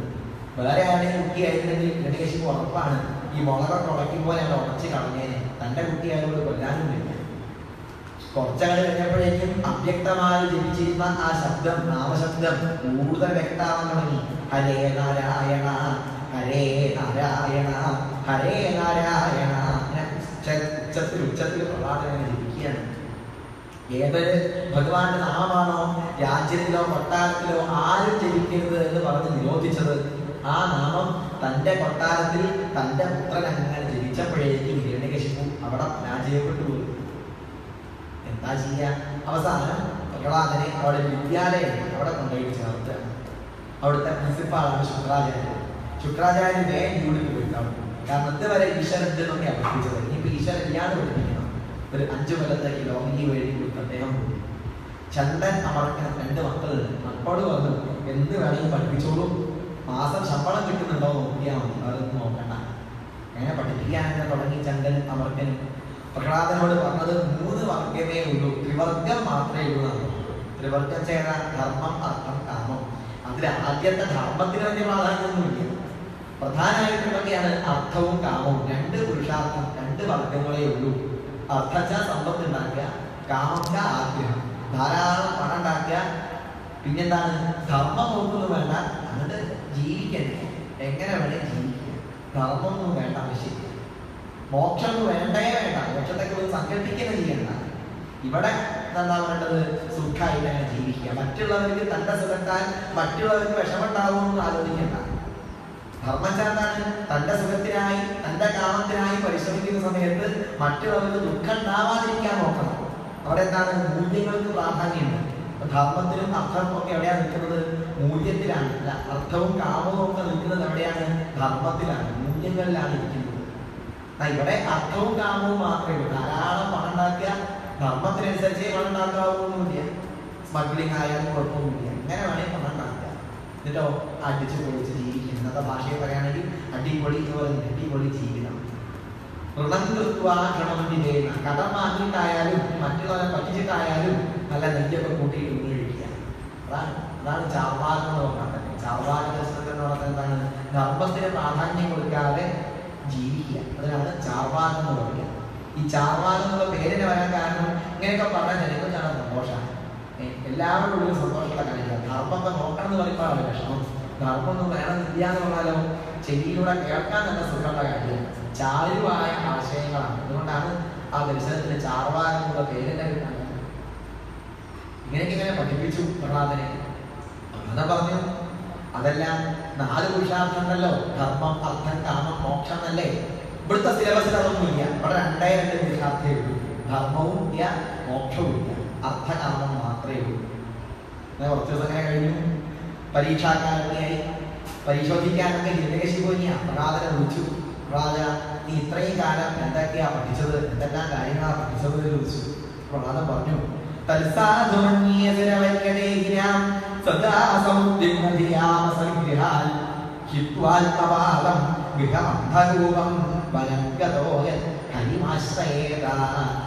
കാട്ടിലേക്ക് പോയിട്ട് ഹരിയെ ആശ്രയിക്കൂ. ഇവിടെ ഇങ്ങനെ കുടുക്കി നിൽക്കല്ല വേണ്ടത്, ഈ ഗൃഹത്തിൽ ഇങ്ങനെ കുടുക്കി നിൽക്കല്ല വേണ്ടത്, കാട്ടിലേക്ക് പോയിട്ട് ഹരിയെ ആശ്രയിക്കൂ. മനത്തിലേക്ക് ചെന്നിട്ട് അവസാനം യോഗത്തിലൂടെ ശരീരത്തെ ഉപേക്ഷിച്ച് ആത്മസ്വരൂപത്തിലേക്ക് എത്തണം. ഒക്കെ കേട്ടപ്പം ഹിരണ്യകശിപു ഗുരുക്കന്മാരോട് ചോദിച്ചു, ഞാൻ എന്താ നിങ്ങൾ പഠിപ്പിക്കാൻ വന്നത്? അവര് പറഞ്ഞു, ഹിരണ്യകശിപോ രാജൻ, ഇത് ഞങ്ങളെ പഠിപ്പിച്ചതല്ല, അവന്റെ ഉള്ളിലുള്ള നൈസർഗീയമായ ബുദ്ധിയാണ്, ഞങ്ങൾ ആരും നിന്ന് പറയാൻ പറഞ്ഞിട്ടില്ല. എങ്കിൽ മര്യാദയ്ക്ക് പഠിപ്പിച്ച് അടുത്ത 2 മാസം കഴിഞ്ഞാൽ വീണ്ടും പരീക്ഷയാവും, അപ്പോഴേക്ക് ശരിക്കും പഠിപ്പിച്ച് കുട്ടിയെ കൊണ്ട് നമ്മോട് പറഞ്ഞു. ഇത് കേട്ടപ്പോഴേക്കും ചണ്ടനും അമർത്തിനാകെ ഭയായി. അവർ കുറെ അദ്ദേഹത്തെ പേടിപ്പിക്കാനും നോക്കി, ചൂരലൊക്കെ കാണിച്ച് ഭയപ്പെടുത്തി. എന്ത് പേടി? പ്രഹ്ലാദന് പേടിയില്ല. വീണ്ടും പരീക്ഷാക്കാരായി. ഹിരണ്യകശിപു ആ മകനെ വിളിച്ച് മടിയിൽ അങ്ങനെ എത്തി എന്ന് ചോദിച്ചു, കാലേന യഥാമിഷ്ടൻ യഥശിക്ഷൽ പുരോദ്ഭവാൻ, ഇത്രയും കാലങ്ങളെ കൊണ്ട് നീ എന്തൊക്കെയാ ഗുരുവിൽ നിന്ന് പഠിച്ചത്? പ്രഹ്ലാദൻ 9 പ്രകാരത്തിലുള്ള ആ ഭക്തിയെ അത് പറഞ്ഞു കൊടുക്കുകയാണ്. അത് പറഞ്ഞു, അച്ഛാ ശ്രവണം, ഭഗവാന്റെ കഥകൾ കേൾക്കുക വേണ്ടത്. ആദ്യം തന്നെ ശ്രവണം.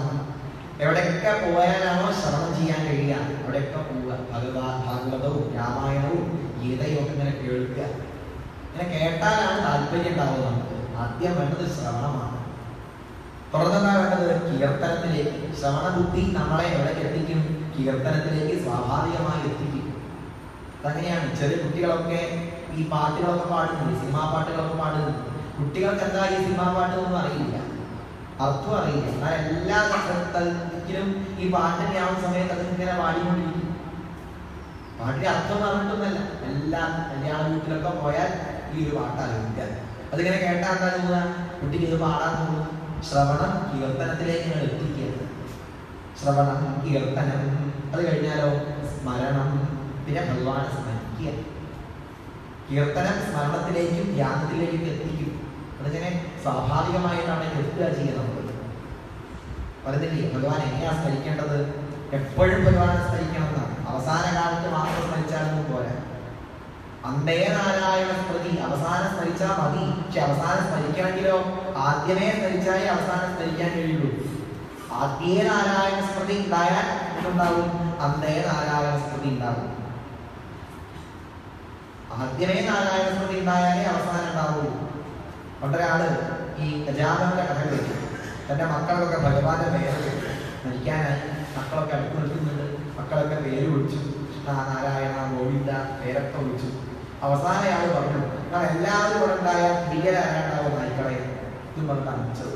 എന്തുണ്ടായത്? നായയെ വിളിച്ചുകൊണ്ട് മരിച്ചു. മക്കളെ പേര് വിളിച്ചുകൊണ്ട് മരിക്കണം എന്നാണ് വിചാരിച്ചത്. മക്കളൊക്കെ അടുത്തുണ്ടാലും അവസാന ആള് പറഞ്ഞു, നിങ്ങൾ എല്ലാവരും ഇവിടെ ഉണ്ടായ ഭീകരാണ്ടാവും നായ്ക്കളെ. അപ്പൊ എന്തായി? നായയെ വിളിച്ചുകൊണ്ട് മരിച്ചു. ജാമകളുടെ കഥ കേട്ടതുകൊണ്ട് കാര്യമൊന്നും. അവസാന കാലത്ത് ഭഗവാനെ സ്മരിക്കണമെങ്കിൽ ആദ്യമേ സ്മരിച്ചാലേ അവസാനം സ്മരിക്കാൻ കഴിയുള്ളൂ. ഗീതയിൽ പറയുന്നുണ്ട് അവസാനം സ്മരിച്ചാൽ മതി എന്ന് പറയുന്നുണ്ട്. അവസാനം സ്മരിച്ചാൽ മതി എന്നാണോ പറഞ്ഞത്? അങ്ങനെയല്ല. ഭാവം വിജത്യന്തേ കളയവനം തന്തമേവേദി കൗന്ദരയ സദാ തദ്ഭാവഭാവിത. ആ സ്മരിക്കാണ് ഏറ്റവും പ്രധാനം. സദാ തദ്ഭാവഭാവിത. എപ്പോഴും ആ തൽ ബ്രഹ്മം, ആ ബ്രഹ്മത്തെ തന്നെ ഭാവന ചെയ്തുകൊണ്ടിരിക്കുന്നവർക്ക്, ബ്രഹ്മത്തെ വിചാരം ചെയ്തുകൊണ്ടിരിക്കുന്നവർക്ക് മരിച്ചു കഴിഞ്ഞാലും എവിടേക്ക് എത്താൻ കഴിയുന്നു? ബ്രഹ്മത്തിലേക്ക് എത്തിച്ചേരാനായി സാധിക്കുന്നു. അതാണ് ആ ശ്ലോകത്തിന്റെ മുഖ്യം. അതെ, മരിക്കുമ്പം എന്ത് വിചാരിച്ചാൽ മരിക്കുമ്പം ഭഗവാനെ വിചാരിച്ച് മരിച്ചാൽ ഭഗവാനാവുന്നല്ല. സദാ തദ്ഭാവഭാവിതനായ ഒരു മനുഷ്യൻ മരിക്കുമ്പോഴും എന്താ വിചാരിക്കുള്ളൂ? ഭഗവാനെ തന്നെ, തദ്ഭാവത്തെ തന്നെ വിചാരിക്കുള്ളൂ. അങ്ങനെ സ്മരണയോടുകൂടി മരിച്ചാൽ വിമുക്തശ്ച വിമുച്യതേ. ഇവിടെ വെച്ച് മുക്തനായ ഒരാള് മരണാനന്തരം എവിടേക്ക് എത്തുന്നു? മുക്തിയിലേക്ക് തന്നെ എത്തുന്നു. അതുകൊണ്ട് എപ്പോഴും ഭഗവാനെ സ്മരിക്കുക. തസ്മാത് സർവേഷു കാലേഷു മാം അനുസ്മരേഭ്യയ. അതുകൊണ്ട് എന്താ വേണ്ടത്? സർവേഷു കാലേഷു, എല്ലാ എല്ലാ കാലങ്ങളിലും മാ അനുസ്മര, എന്നെ സ്മരിച്ചുകൊണ്ട് യുദ്ധ്യജ, അവനവന്റെ കർമ്മം, യുദ്ധം ചെയ്യലാണ് യുദ്ധം ചെയ്യല്, അവനവന്റെ കർമ്മം എന്താണോ അത് ഭഗവാനെ സ്മരിച്ചുകൊണ്ട്. അടുത്ത രാജ്യത്തിന്റെ പട്ടാളക്കാരൻ യുദ്ധത്തിനായിട്ട് വന്നാൽ അവന്റെ ദേഹത്തേക്ക് വെടിവെക്കുമ്പോൾ എന്ന് വിചാരിക്കുക, ഭഗവാനെ വിചാരിച്ച് വെടിവെക്കുക. തന്നെയാണ് ഭഗവാൻ പറഞ്ഞത്, മാ അനുസ്മര യുദ്ധ്യജ, എന്നെ സ്മരിച്ചുകൊണ്ട് നീ യുദ്ധം ചെയ്യൂ. നമ്മൾ യുദ്ധം ചെയ്യണ്ട, നമ്മൾ നമ്മുടെ കർത്തവ്യം നിർവഹിക്കുക. ഭഗവത് സ്മരണയോടുകൂടി ചെയ്യേണ്ട കാര്യങ്ങൾ ഭഗവത് സ്മരണയോടെ ഭഗവത് അർപ്പണ ഭാവത്തിൽ നിർവഹിക്കുക. അതാണ് സ്മരണം. അടുത്തെന്താണ്? പാദസേവനം. പാദസേവനം വെച്ചാൽ ഭഗവാന്റെ ഒരു വിഗ്രഹം, ആ വിഗ്രഹത്തിൽ പാദങ്ങൾ ഉണ്ടാകുമല്ലോ, ആ പാദങ്ങളിലേക്ക് പുഷ്പങ്ങളൊക്കെ അർച്ചിക്കുക, പാദങ്ങളെ സേവിക്കുക. ഇതാണ് പാദസേവനം. പക്ഷെ അടുത്ത ഘട്ടത്തില് അർച്ചനം വരുന്നുണ്ട്. അർച്ചനം തന്നെയല്ലേ വരികയാണ്, ഭഗവാന്റെ പാദങ്ങളിലേക്ക് അർച്ചിക്കലാവില്ല. അർച്ചനം വെച്ചാൽ ഇപ്പൊ പാദസേവനം എന്നുള്ള അർത്ഥം, അർച്ചനം വേറുള്ളത് കൊണ്ട് പാദസേവനം നമുക്ക് എങ്ങനെ പറയാം, വേറെ തരത്തിലേക്ക് വ്യാഖ്യാനിക്കാം. കാരണം ഭഗവാന്റെ പാദമാണ് സമസ്തവും, എല്ലാം ഭഗവാന്റെ പാദമാണ്. സർവതപ്പാണി പാദം തന്നെ, എല്ലാം ഈശ്വരന്റെ പാദമാകുന്നു. ദോഷത്തിലൊക്കെ വേദങ്ങളിലൊക്കെ കാണാം സഹസ്രപാദം, ആയിരക്കണക്കിന് പാദങ്ങൾ. അപ്പൊ കണ്ട പാദങ്ങളൊക്കെ ആരതാണ്? കാണുന്ന പാദങ്ങളൊക്കെ ഭഗവാന്റെ പാദങ്ങളാണ്. ഏത് പാദങ്ങൾക്കാണോ സഹായം വേണ്ടത്, സഹായിക്കാനുള്ള ഭാവത്തിലല്ല വേണ്ടത്, ഭഗവാന്റെ പാദത്തെ സേവിക്കുന്നു എന്നുള്ള ഭാവത്തോടു കൂടി തന്നാൽ സാധിക്കുന്ന തരത്തിൽ മനുഷ്യരോടും മൃഗത്തോടും സേവാഭാവത്തോടെ പെരുമാറുക, തന്നാൽ സാധിക്കുന്നത് പോലെ സേവകളൊക്കെ ചെയ്യുക. ഇത് തന്നെയാണ് പാദസേവനം. അടുത്തതെന്താ? അർച്ചനം. അർച്ചനം എന്താ അർച്ചിക്കേണ്ടത്? ഇത് വേണമെങ്കിൽ അർച്ചിക്കാം. പത്രം പുഷ്പം ഫലം തോയം യോമേ ഭക്തിയാ പ്രയച്ഛതി. ഗീതയിലും ഭാഗവതത്തിലും കാണാം, ഒരു ഇലയോ പുഷ്പമോ ഫലമോ എന്ത് വേണമെങ്കിലും ഭഗവാനായി സമർപ്പിക്കാം. പത്രം പുഷ്പം ഫലം തോയം യോമേ ഭക്തിയാ പ്രയച്ഛതി. ഭക്തിയോടുകൂടി സമർപ്പിക്കുകയാണ് വേണ്ടത്, അർച്ചിക്കുകയാണ് വേണ്ടത്. ആദ്യം ഇങ്ങനെ ദ്രവ്യങ്ങളൊക്കെ സമർപ്പിക്കുന്നു, അവസാനം തന്നെ ഭഗവാനായി സമർപ്പിക്കുന്നു. പറഞ്ഞില്ലേ ഒരു കവി, കുഞ്ഞിട്ടുന്ന കുഞ്ഞിന്റെ കയ്യിൽ എന്തു നൽകേണ്ടു ഞാൻ. ഭഗവാനോട് ചോദിക്കുകയാണ്, എന്താ അങ്ങനെയായിരുന്നു നൽകേണ്ടത്? പലരും അങ്ങനെ പലതും നൽകിയിട്ടുണ്ട്. നാരദ വീണയാടിയോരെണ്ണയും ശ്രീശുക ഭക്തി തെറ്റിച്ച വാകയും. നാരദ വീണ ആടിയ എണ്ണ ഏതാണത്? നാരദ ഭക്തി സൂത്രം. ശ്രീശുക ഭക്തി തെറ്റിച്ച വാകയും, ശ്രീശുകന്റെ ഭക്തി തെറ്റിച്ച വാക ഏതാണ്? ഈ ഭാഗവത് തന്നെ. ബുദ്ധവനുടെ നൈവിളക്കും മന സിദ്ധയോഗികൾ ചാത്തിച്ച മാലയും ഒക്കെ ഭഗവാനെ സമർപ്പിച്ചിട്ടുണ്ട് പലരും. ബുദ്ധവന് നൽകിയ നൈവിളക്കാണ് ഉദ്ധവഗീത. ഗോപികൾ ചാത്തിച്ച മാലയും പാവനമാം കുചേലഭൂതവും ശ്രീവിദൂരന്റെ ഭക്തി നിവേദ്യവും തൃപ്പദത്തിൽ സമസ്തവും അർപ്പിച്ച മേൽപ്പത്തൂരിന്റെ 1000 അപ്പവും. മേൽപ്പത്തൂരിന്റെ 1000 അപ്പം ഏതാണ്? നാരായണീയം. ആനന്ദ കണ്ണുനീരച്ചതാം പൂന്താനത്തിൻ കളഭക്കുഴിക്കൂട്ടും. ഏതാ പൂന്താനത്തിന്റെ കളഭക്കുഴിക്കൂട്ട്? ജ്ഞാനപ്പാനം.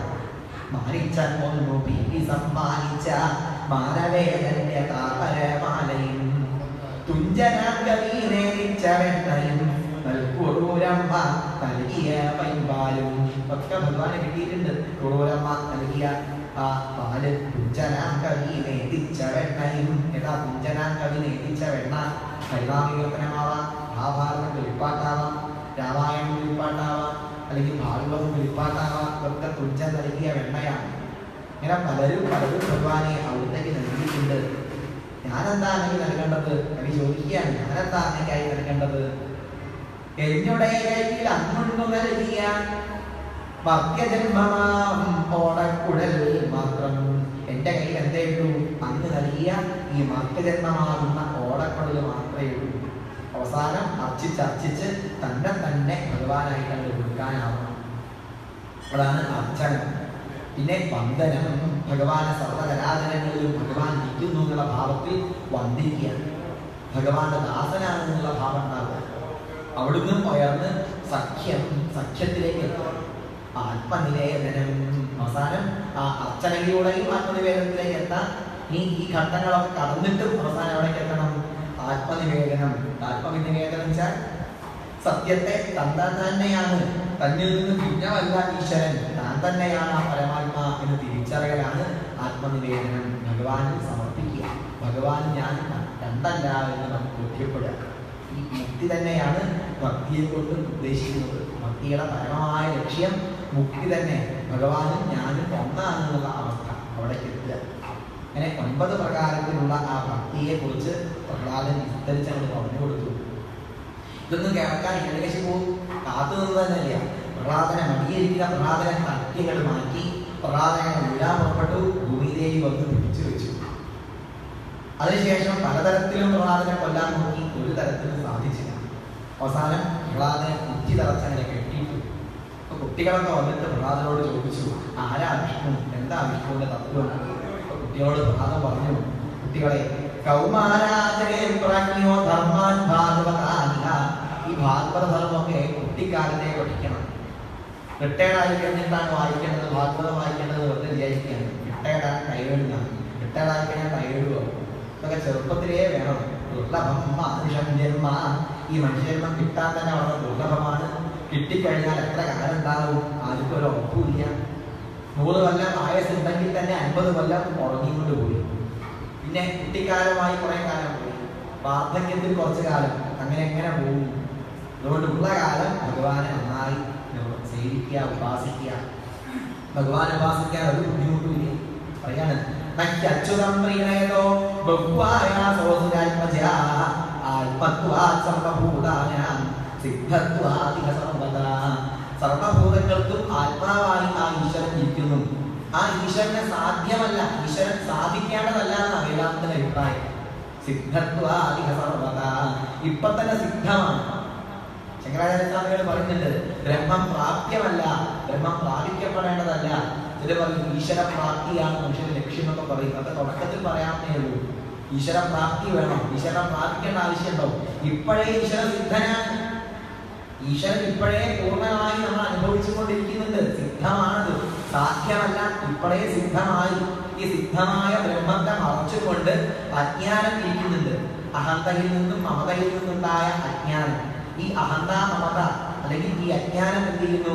ഈ സിദ്ധമായ ബ്രഹ്മത്തെ മറച്ച് ബ്രഹ്മമല്ല താൻ ഇത് തെറ്റായി ധരിപ്പിക്കുന്നു. ഇതാണ് കുഴപ്പം. ഇതാണ് അഭ്യാസം എന്ന് പറയുക. ആ അഭ്യാസത്തെ നീക്കുക, അത്രയും വേണ്ടു. അഭ്യാസത്തെ എങ്ങനെയാണ് നീക്കുക? തസ്മാത് സർവേഷു ഭൂതേഷു ദയാം കുരുത സൗഹൃദം ആസുരം ഭാവമുന്മുച്യ ദയാ ദുഷ്യത്യ ഭോക്ഷജ. സർവഭൂതങ്ങളോട് ദയ ഉണ്ടാവുക, കാരുണ്യം ഉണ്ടാവുക, എല്ലാവരിലും ഈശ്വരൻ വർദ്ധിക്കുന്നുണ്ട് എന്നുള്ള വിചാരം ഉണ്ടാവുക. പറയുന്നില്ലേ, ക്ഷുദ്രശൂണേയും ഭക്തനെ പുതപ്പിച്ചും രോഗിയെ ശുശ്രൂഷിച്ചും ദുഃഖിയെ തോഷിപ്പിച്ചും ആപത്തിൽ കിടപ്പോലെ ആശ്വസിപ്പിച്ചും താൻ രൂപത്തിൽ കിടപ്പോലെ കൈപിടിച്ചുയർത്തിയും. ഈ വഴികളിലൂടെയൊക്കെ നമ്മളുടെ അജ്ഞാനത്തെ നീക്കാൻ കഴിയും. ഇപ്പോ ഈ ശരീരത്തിൽ മാത്രമാണ് ഞാൻ വിചാരിക്കുകയാണ്. എന്നാൽ ഈ ശരീരത്തിൽ മാത്രമല്ല, അടുത്തിരിക്കുന്ന ശരീരത്തിലും ഈശ്വരൻ തന്നെ. എങ്ങനെ ഈശ്വരൻ തന്നെ? എല്ലാ സമൂഹത്തിലും ഇരിക്കുന്നതാരാണ്? ഒരേ ഈശ്വരൻ തന്നെ. സകലതും ഈശ്വരൻ തന്നെ. നമ്മുടെ ചിന്തയെ വർദ്ധിപ്പിച്ച് വർദ്ധിപ്പിച്ച് വിശാലമാക്കി കഴിഞ്ഞാൽ ആ അജ്ഞാനം നമ്മളിൽ നിന്ന് ഒഴിഞ്ഞു പോകുന്നു.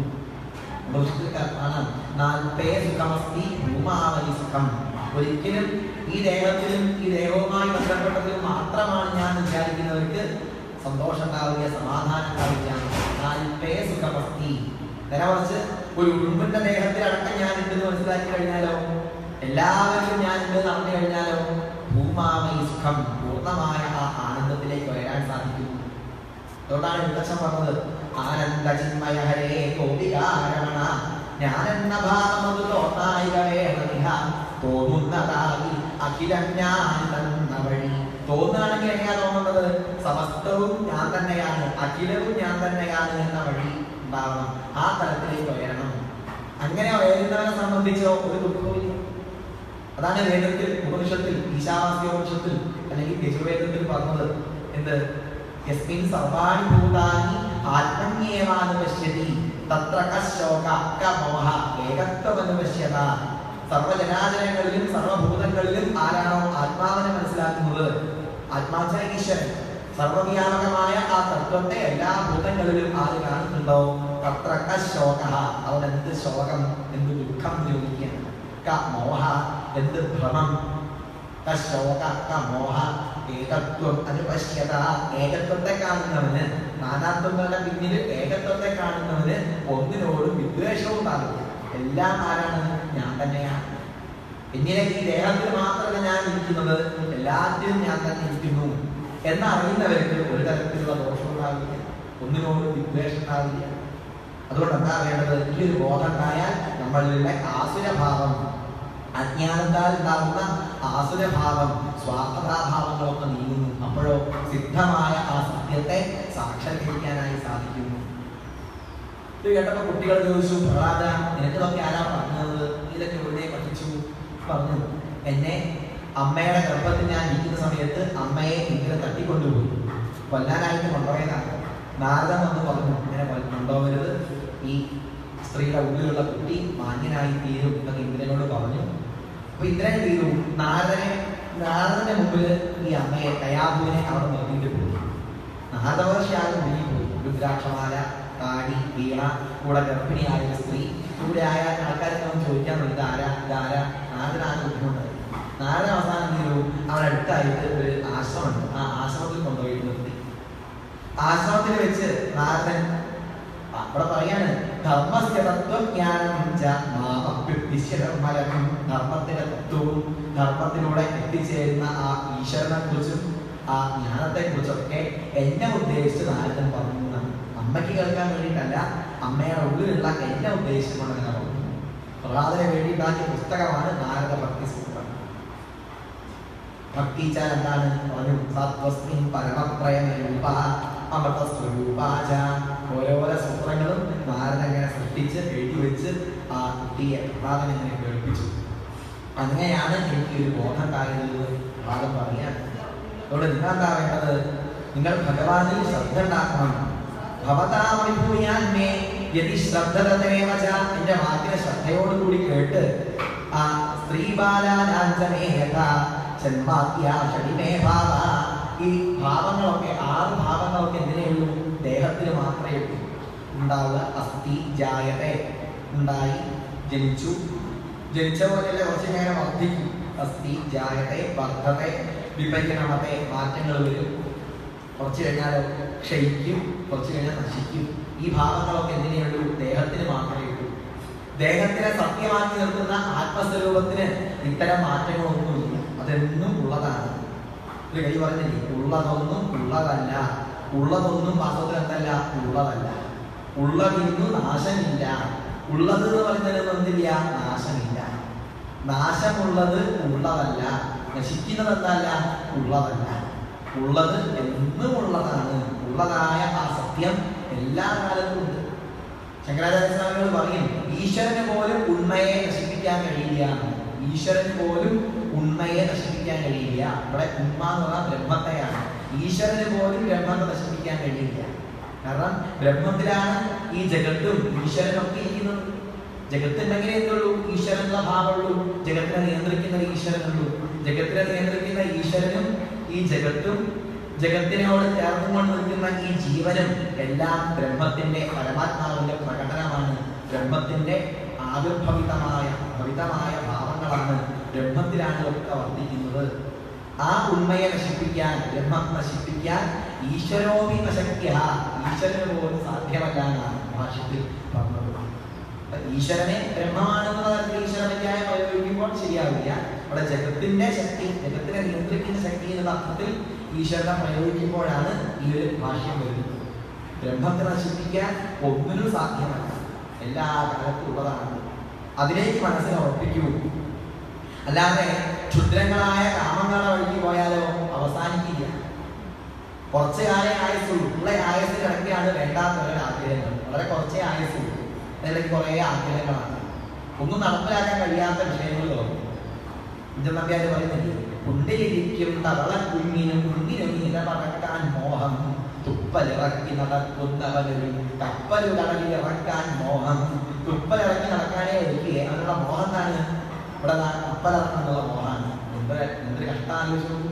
ഇങ്ങനെയുള്ള ആഗ്രഹങ്ങളുടെ വഴിയെ പോകുന്നതിന് പകരം സത്യത്തിൽ എല്ലാ കാലവും നടന്നു നിൽക്കുന്ന ആ സത്യസ്വരൂപനായ ഈശ്വരനിലേക്ക് നിങ്ങളുടെ മനസ്സ് ഉറക്കട്ടെ. ഈശ്വര സ്വരൂപത്തിലേക്ക് നിങ്ങൾ ചേരട്ടെ, നിങ്ങൾ അതുമായി ഏകീഭവിക്കട്ടെ. അപ്പൊ കുട്ടികൾ ചോദിച്ചു, അതിന് ബ്രാഹ്മണനോ ദേവനൊക്കെ ആവട്ടെ? അയ്യോ, അങ്ങനെയൊന്നുമില്ല. നാനം വിജത്വം ദേവത്വം ഋഷിത്വം പ്രീണനായ മുകുന്ദസ്യ നവൃത്തം നവഗുണ്യത നദാനം നതപോമേജ്യ നശൗചം നവ്രതാനി ച പ്രിയതേ അമലയാ ഭക്ത്യാ ഹരിരന്യർക്കിടംബനം. ഭഗവാനെ നോക്കുന്നുള്ളൂ. അമലയാ ഭക്തിയ, നിഷ്കപടമായ ഭക്തി ഉണ്ടോ അത് മാത്രമേ ശ്രദ്ധിക്കുന്നുള്ളൂ. വിജനാണെന്നോ ദേവനാണെന്നോ അങ്ങനെയൊന്നും യാതൊരു നിർബന്ധവുമില്ല. നിർമ്മലമായ ഭക്തി, സ്നേഹം ഭഗവത്പാദങ്ങളിൽ ഉണ്ടാവണം. ഭഗവത്പാദങ്ങളിൽ സ്നേഹം ഉണ്ടായാലോ മനസ്സ് ഭഗവാനിലേക്ക് ചേരുന്നു. ഭഗവാനിലേക്ക് മനസ്സ് ഉറച്ചു കഴിഞ്ഞാലോ സമസ്തവും ഭഗവാൻ തന്നെയാണ്, താൻ ആ ഭഗവത് സ്വരൂപമാണ് എന്ന് സിദ്ധമാക്കാൻ സാധിക്കും. അത് സിദ്ധമാണ്. അജ്ഞാനത്താൽ സിദ്ധമല്ലാന്ന് വിചാരിച്ചു ആ അജ്ഞാനം നീങ്ങുന്നതോടുകൂടി സ്വതവേ സിദ്ധമായ ആ സത്യത്തെ തിരിച്ചറിയാൻ സാധിക്കും എന്ന് പറയാം. ഇതൊക്കെ കേട്ടപ്പം ഈ കുട്ടികളുടെ മനസ്സ് ഭഗവാന്റെ പാദങ്ങളിലേക്ക് നമ്മൾ ഉറച്ചു. നാരദൻ ഭഗവാന്റെ ഇവിടെ കുട്ടികളുണ്ടായിട്ട് പ്രഹ്ലാദൻ തന്നെ ഭഗവാന്റെ നാമങ്ങൾ ജപിപ്പിച്ചു കൊടുത്തു. കുട്ടികളോ പ്രഹ്ലാദൻ ജപിച്ച സമയത്ത് അതിലും ഉച്ചത്തില് ഹരേ രാമ രാമ രാമ ഹരേ ഹരേ ഹരേ കൃഷ്ണ കൃഷ്ണ കൃഷ്ണ ഹരേ ഹരേ. പ്രഹ്ലാദൻ ജപിച്ച സമയത്ത് അതിലും ഉച്ചത്തിൽ കുട്ടികൾ, അതിലും ഉച്ചത്തിൽ പ്രഹ്ലാദൻ. ഇങ്ങനെ ആ നാമം കൊണ്ട് ആ സ്ഥലം മുഴുവൻ അങ്ങോട്ട് മുഖരിതമാവുക. നാമജപം മാത്രമാണ് അവിടെ മുഴുവൻ. ഈ ചണ്ടനും മാർക്കനൊക്കെ ഊണ് കഴിക്കാനെങ്ങാനും പോയതാണ്. അവിടെ ഊണ് കഴിച്ചതോടുകൂടി വേർപ്പായിട്ടാണ് ഒഴുകിപ്പോയി. കാരണം ഈ പന്ത ഉണ്ടാവുക നിശ്ചയില്ല. കാരണം ഹിരണ്യകശിപു വന്നാൽ എന്തൊക്കെയാ സംഭവിക്കുക ഒന്നും പറയാൻ കഴിയില്ല. ഈ നാമം ഹിരണ്യകശിപു അത് കേട്ടു. ഹിരണ്യകശിപു ചവിട്ട് കെട്ടിയ പാമ്പുനെ പോലെ പ്രഹ്ലാദനെടുത്ത് ഈ വൃദ്ധനായിട്ട് ഓടി വന്നു. എന്നിട്ട് പറഞ്ഞു, ഹേ ോർവിനീതമന്ദാത്മൻ കുലഭേദകരാധമ സ്തബ്ധം മച്ഛാസനോ ഭൂതം. എന്റെ വാക്കിനെ ധിക്കരിക്കാൻ നിനക്ക് ആരാ പിമ്പരം? വിനയില്ലാത്തവനെ, മന്ദാത്മൻ, കുലത്തെ പറയിപ്പിച്ചവനെ, നിനക്ക് ആരാടാ പിമ്പരം? വാദം പറഞ്ഞു, അച്ഛനെങ്ങനെ വെളിച്ചപ്പെടാനും എനിക്കും ഈ ലോകത്തിനും സർവ്വകരാചരങ്ങൾക്കും ബലമേ വൈകുണ്ഠസ്വാമിയായ ഭഗവാനാണ്. ഹിരണ്യകശിപു ചോദിച്ചു, നിന്റെ ആ ഈശ്വരൻ എല്ലാ സ്ഥലത്തും ഉണ്ടോ? എല്ലാ ദിക്കിലുണ്ട്. അവിടെ ഒരു തൂണുണ്ടായിരുന്നു. ആ തൂണിലേക്ക് ചൂണ്ടിക്കൊണ്ട് ഹിരണ്യകശിപു ചോദിച്ചു, ഈ തൂണിന്റെ മുകളിലുണ്ടോ വിഷ്ണു? പ്രഹ്ലാദൻ നോക്കിയപ്പം അവിടെ ഇരിക്കുന്നുണ്ട് ഭഗവാൻ. ഭഗവാൻ പറഞ്ഞു പ്രഹ്ലാദനോട്, എടോ ഞാൻ രാവിലെ 8 മണിക്ക് വന്ന് ഇരിക്കുന്നുണ്ട്. ഇപ്പൊ സമയത്തിനറിയോ 4 മണിയായി. പറയടാ ഉണ്ടെന്ന് പറയാൻ വേണ്ടി കാത്തിരിക്കുകയാണ് ഞാൻ. പ്രഹ്ലാദൻ പറഞ്ഞു, ദൃശ്യതേ കാണുന്നുണ്ട് എന്നാണ് പറഞ്ഞു. ഹിരണ്യകശിപു അല്ലാണ്ട് കേട്ട സമയത്ത് കലശനായിട്ട് കയറി ആ തൂണിന്റെ അടുത്തേക്ക് ചെന്നു. തന്റെ കൈകളെ കൊണ്ട് ആ തൂണിന്റെ മുകളിൽ ആഞ്ഞോങ്ങി ഒരു വെട്ടങ്ങട് വെട്ടി എന്ന് പറയാം.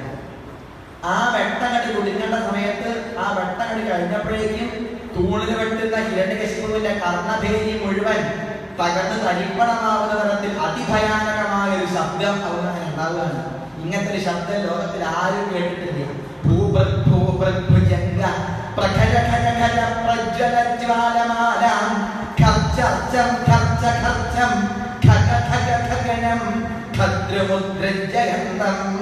ഭൂഭാഗം ഭൂരിഭാഗം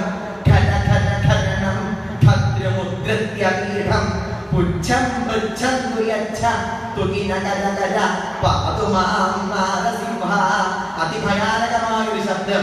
1000 ഇടിയൊക്കെ ഒന്നായിട്ട് വെട്ടിയാലും ഉണ്ടാവുമോ? അതുപോലും സാരമില്ല. അത്രയ്ക്കും ഭയങ്കരമായ ഒരു ശബ്ദം അവിടുന്ന് അങ്ങനെ ഉണ്ടായി. ആ ശബ്ദം അവിടെ മുഴുവൻ വ്യാപിച്ചു, ഭൂമി മുഴുവൻ വ്യാപിച്ചു. കുറച്ച് സമയം തന്നെ തിരമാലകളൊക്കെ നിശ്ചലമായി, കാറ്റ് നിശ്ചലമായി, ഭൂമി തിരിയാതിരുന്നു. അല്പസമയം അവിടെ മുഴുവൻ നിശ്ചലമായി തീർന്നു പ്രപഞ്ചം മുഴുവൻ ആ ശബ്ദത്താൽ. ഇങ്ങനത്തെ ഒരു ശബ്ദം ലോകത്ത് ഒരാളും കേട്ടിട്ടില്ല. കുറച്ചങ്ങനെ കഴിഞ്ഞു, അത് ഭൂമി മുഴുവൻ വ്യാപിച്ചു. മുകളിലേക്ക് ഭുവർലോകം കഴിഞ്ഞു സുവർലോകം, പഹർലോകം, ജലലോകം, തപോലോകം, സത്യലോകത്തിലിരിക്കുന്ന ബ്രഹ്മാവടക്കം ഈ ഒരു ശബ്ദത്താൽ സ്തംഭേ ഘട്ടയതോ ഹിരണ്യകശിപോ കർണൗ സമാചൂർണയന്യാചൂർണജഗദണ്ഡകുണ്ഡകുഹരോ ഘോര തവാഭൂദ്രമ. ഇങ്ങനത്തെ ഒരു ശബ്ദം ഇന്നേവരെ ഒരാളും കേട്ടിട്ടില്ല. അശ്രുതം സ്തംഭക്കശ്ചന. അങ്ങനെയുള്ള അതിഭയങ്കരമായ ഒരു ശബ്ദം അവിടെ അങ്ങനെ ഉണ്ടായി. കുറച്ച് കഴിഞ്ഞപ്പോഴോ ആ തൂണിനുള്ളിൽ നിന്ന് ആദ്യം ഒരു പുറങ്ങനെ ഉയർന്നു വന്നു. കുറച്ചൊക്കെ കഴിഞ്ഞ സമയത്ത് ആ നരസിംഹ സ്വരൂപമായ ഭഗവാൻ തൂണിനുള്ളിൽ പുറത്തൊക്കെ ഇങ്ങനെ ചാടി ഇങ്ങനെ വന്നു എന്ന് പറയാണ്. ആ രൂപം ശരിക്ക് കണ്ടത് മേൽപ്പത്തൂരാണ്.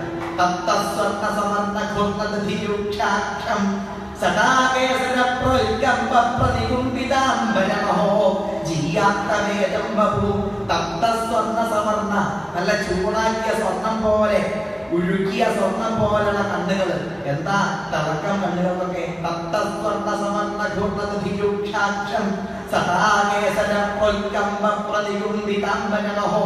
വലിയ വലിയ സദാരോമങ്ങള്, സദാകേസരങ്ങള്, വ്യാപ്തവ്യാപ്ത മഹാദരീസഖമുഖം, വലിയ വലിയ ഗുഹ പോലെ തോന്നുന്നതായ വായ, വ്യാപ്തവ്യാപ്ത മഹാദരീസഖമുഖം, ഖഡ്ഗോഗ്രവൽക്കൻ മഹാദിക്വ, വലിയ വാള് പോലെ തോന്നുന്നതായ നാവ്, നിർഗത ദൃശ്യമാന സുമഹാനൃത്രായുകൊഡ്ഡാമരം, ഉത്സവപരിഭംഗ ഭീഷണഹനു ഹ്രസ്വസ്ഥീയസ്തരഗ്രീവം,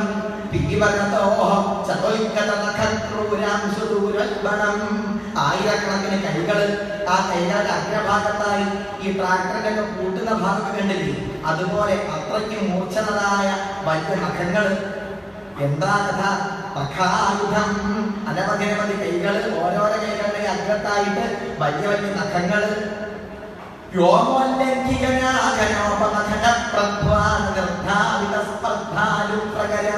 ഇടിവെട്ടിനെ പോലും തോൽപ്പിക്കുന്ന തരത്തിലുള്ള അട്ടഹാസം, മഹാ അട്ടഹാസം.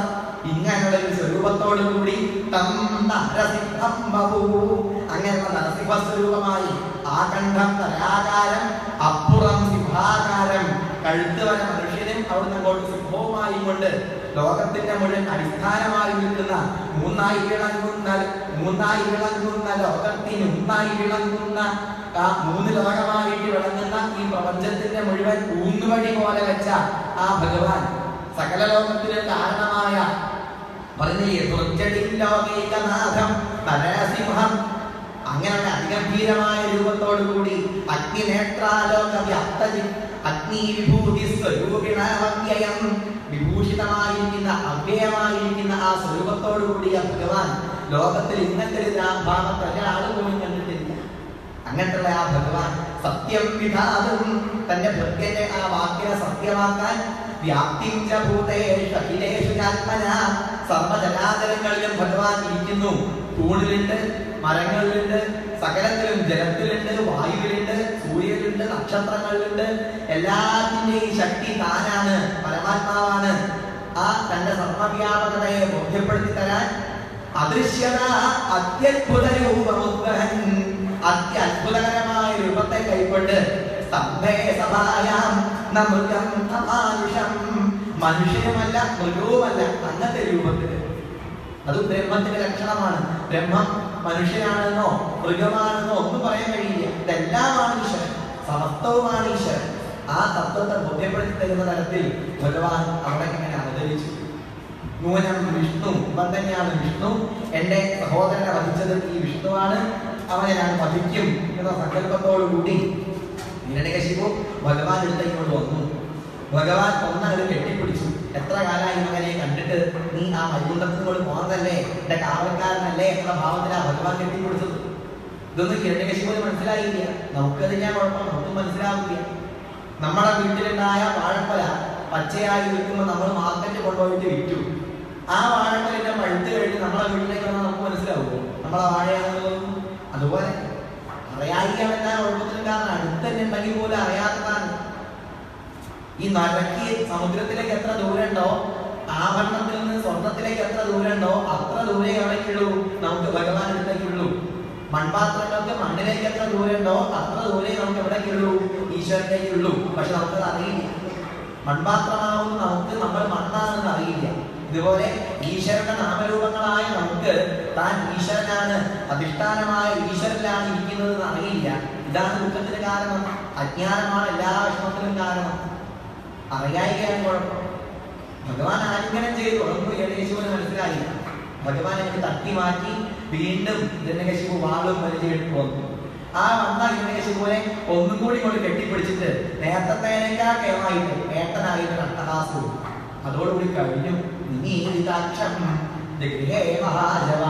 ഹിരണ്യകശിപു കണ്ണടച്ചു പോയില്ലാണ്, മരിച്ചു കഴിഞ്ഞു. ശരിക്കും പറഞ്ഞാൽ പിന്നൊക്കെ ഭഗവാൻ ഒരു രസമായിട്ട് കലാപരിപാടികൾ ചെയ്യുകയുണ്ട്. ഭ്രാമ്യന്തം ദിവിജാധമം, ആ ദിവിജാധമനായ അവനെ പിടിച്ചങ്ങോട്ട് കൊണ്ടുപോയി അകത്തുമല്ല പുറത്തുമല്ല ആ ഉമ്മറപ്പടിയിൽ അങ്ങോട്ട് ഇരുന്നു. ഭഗവാൻ ഇരുന്നുകൊണ്ടാണ് ഉമ്മറപ്പടിയാണ് ഇരിക്കുന്നതെന്ന് പറയുന്നത്. അപ്പൊ ഞാൻ കുഴപ്പമില്ല, ഉമ്മറപ്പടിയൊന്നും ആദ്യം ഇല്ല, ഉണ്ടായിട്ട് ഉമ്മറപ്പടിയൊക്കെ ഇപ്പൊ ആദ്യം ഉമ്മറപ്പടിയൊന്നും ഇല്ലല്ലോ, അവിടെ അങ്ങനെ ഇരുന്നു. പിന്നെ ജീവനുള്ളതിനെ കൊണ്ട് കൊല്ലരുത്, ജീവനില്ലാത്തതിനെ കൊണ്ട് കൊല്ലരുത് പറഞ്ഞിട്ടുണ്ട്. നഖത്തിന് ജീവനുണ്ട് എന്ന് പറയാം, ജീവനില്ലാന്നും പറയാം. നഖം വളരുന്നു, അതുകൊണ്ട് ജീവനുണ്ട്. മുറിച്ചാൽ വേദനയൊന്നുമില്ല, ഇപ്പൊ ജീവനില്ല, ഇത് ശരിയാണ്. നേരെ ആ വയറിനുള്ളിലേക്ക് ഇങ്ങനെ താഴ്ത്തി ഇങ്ങനെ കൊണ്ടുപോയി. ഈ ഹൽവയിലേക്ക് സ്പൂണൊക്കെ ഇറങ്ങി പോകുന്നില്ല, അതുപോലെ ഈ നഖം ഇങ്ങനെ താഴേക്ക് അങ്ങനെ പോയി. കുറച്ചാൽ പോയ സമയത്ത് എന്തോ ചേമ്പിന്റെ വിത്ത് പോലെ സാധനം ഹൃദയം അങ്ങനെ കാണുന്നുണ്ട്. അതുകൊണ്ട് ഭഗവാൻ കടിച്ചുകൊണ്ടെടുത്തു. കുറെ ഭാഗം ചോരയൊക്കെ ഉണ്ടല്ലോ, അതൊക്കെ ഈ ഇളനീരൊക്കെ വടിച്ചെടുക്കുന്നില്ലേ കത്തിയോണ്ട്, അതുപോലെ നാവോണ്ട് തന്നെ കൊണ്ട് വടിച്ചുകൊണ്ടെടുത്തു. ചോര മുഴുവൻ പായം പായം മുഴുവൻ ഭഗവാൻ ഇങ്ങനെ കുടിച്ചു. ഹിരണ്യകശിപുവിന്റെ ചോരയാണെന്നുള്ള പ്രസാദം എന്ന് പറയാറുണ്ട് പാനകം. ഭഗവാൻ ഹിരണ്യകശിപുവിന്റെ ചോര കുടിച്ചിട്ടുണ്ടല്ലോ, അതിന്റെ പ്രതീകമാണ് പാനകം എന്ന് ചില ആചാര്യന്മാർ പറയാറുണ്ട്. അത് മുഴുവൻ ഭഗവാൻ അങ്ങനെ കഴിച്ചു. ലോകം മുഴുവൻ ജയിക്കാൻ പോയ ഹിരണ്യകശിപു ഒരു നടന്റെ മുന്നിൽ എത്ര വലിപ്പമുണ്ട്. ലോകം മുഴുവൻ ജയിക്കാനായി നടന്ന മനുഷ്യനാണ്. കഴിഞ്ഞു ഒന്നുമില്ല, അത്രയേ ഉള്ളൂ വലിപ്പം. കുറച്ചങ്ങനെ കഴിഞ്ഞു. താമന്മാംസവപാകരാളവപുഷം ഘോരാഭ്രമാലാധരം ത്വാം മധ്യേ സഭവിദ്ധലോപമുഷിതം തുർവാരലുർവാരവം അഭ്യേതും നശശാകതോ വിഭുവനേ ദൂരേ സ്ഥിതാ ഭീരവ സർവേ സർവവിജിഞ്ചവാസമുഖാഃ പ്രത്യേകമസ്തൗഷധാം. ഹിരണ്യകശിപുവിനെ കൊന്നതിന് ശേഷവും ഭഗവാന്റെ ആ ശക്തിയായ ദേഷ്യം കുറയ്ക്കാൻ സാധിക്കുന്നില്ല. നോക്കുമേളൊക്കെ തീ പിടിക്കാൻ തുടങ്ങി. ഓരോ ഭാഗത്തേക്ക് നോക്കുമ്പോൾ നമ്മളെങ്ങനെ തീ പിടിക്കുക, അസുരന്മാര് വെള്ളവും പാത്രവും കേട്ട് വരിക, വെള്ളവും പാത്രവും അസുരന്മാര് ഒന്നായിട്ട് തന്നെ കത്തുക. ഭഗവാൻ നോക്കുമേളൊക്കെ തീയൻ സകല ദേവന്മാരും വന്ന് ഭഗവാനെ വിളിച്ചു. അവിടെയാണ് നരസിംഹാവതാരം ഉണ്ടായിരിച്ചാൽ ആ MG റോഡിലേക്ക് കൊണ്ട് ദേവന്മാരെ ശ്രമിക്കുന്നത്. ആർക്കും അടുത്തേക്ക് പോലും എടുക്കാൻ വയ്യ. അഭ്യശാല ആർക്കും അടുത്തേക്ക് എടുക്കാൻ വയ്യ. അവസാനം ബ്രഹ്മാവ് ലക്ഷ്മീദേവിയെ പറഞ്ഞയച്ചു നോക്കി. ലക്ഷ്മീദേവി പറഞ്ഞു ഞാൻ ജയിച്ചിട്ട് തീർക്കുന്നു പറഞ്ഞു. ലക്ഷ്മീദേവി വന്നു. കുറച്ച് കഴിയുമ്പോൾ ബ്രഹ്മാവിന്റെ മുമ്പിലൂടെ കാറ്റത്ത് രാവിലെയൊക്കെ പോകുമ്പോൾ ഒരാൾ ഓടി പോകുന്നുണ്ട്. നോക്കുമ്പോൾ ആരാണ്? ലക്ഷ്മീദേവിയാണ്. ലക്ഷ്മീദേവി പറഞ്ഞു ഞാൻ അവിടെ കണ്ടോളാം, എന്നിട്ട് രൂപം ഞാൻ കണ്ടിട്ട് ചെയ്യാമെന്ന് പറഞ്ഞു.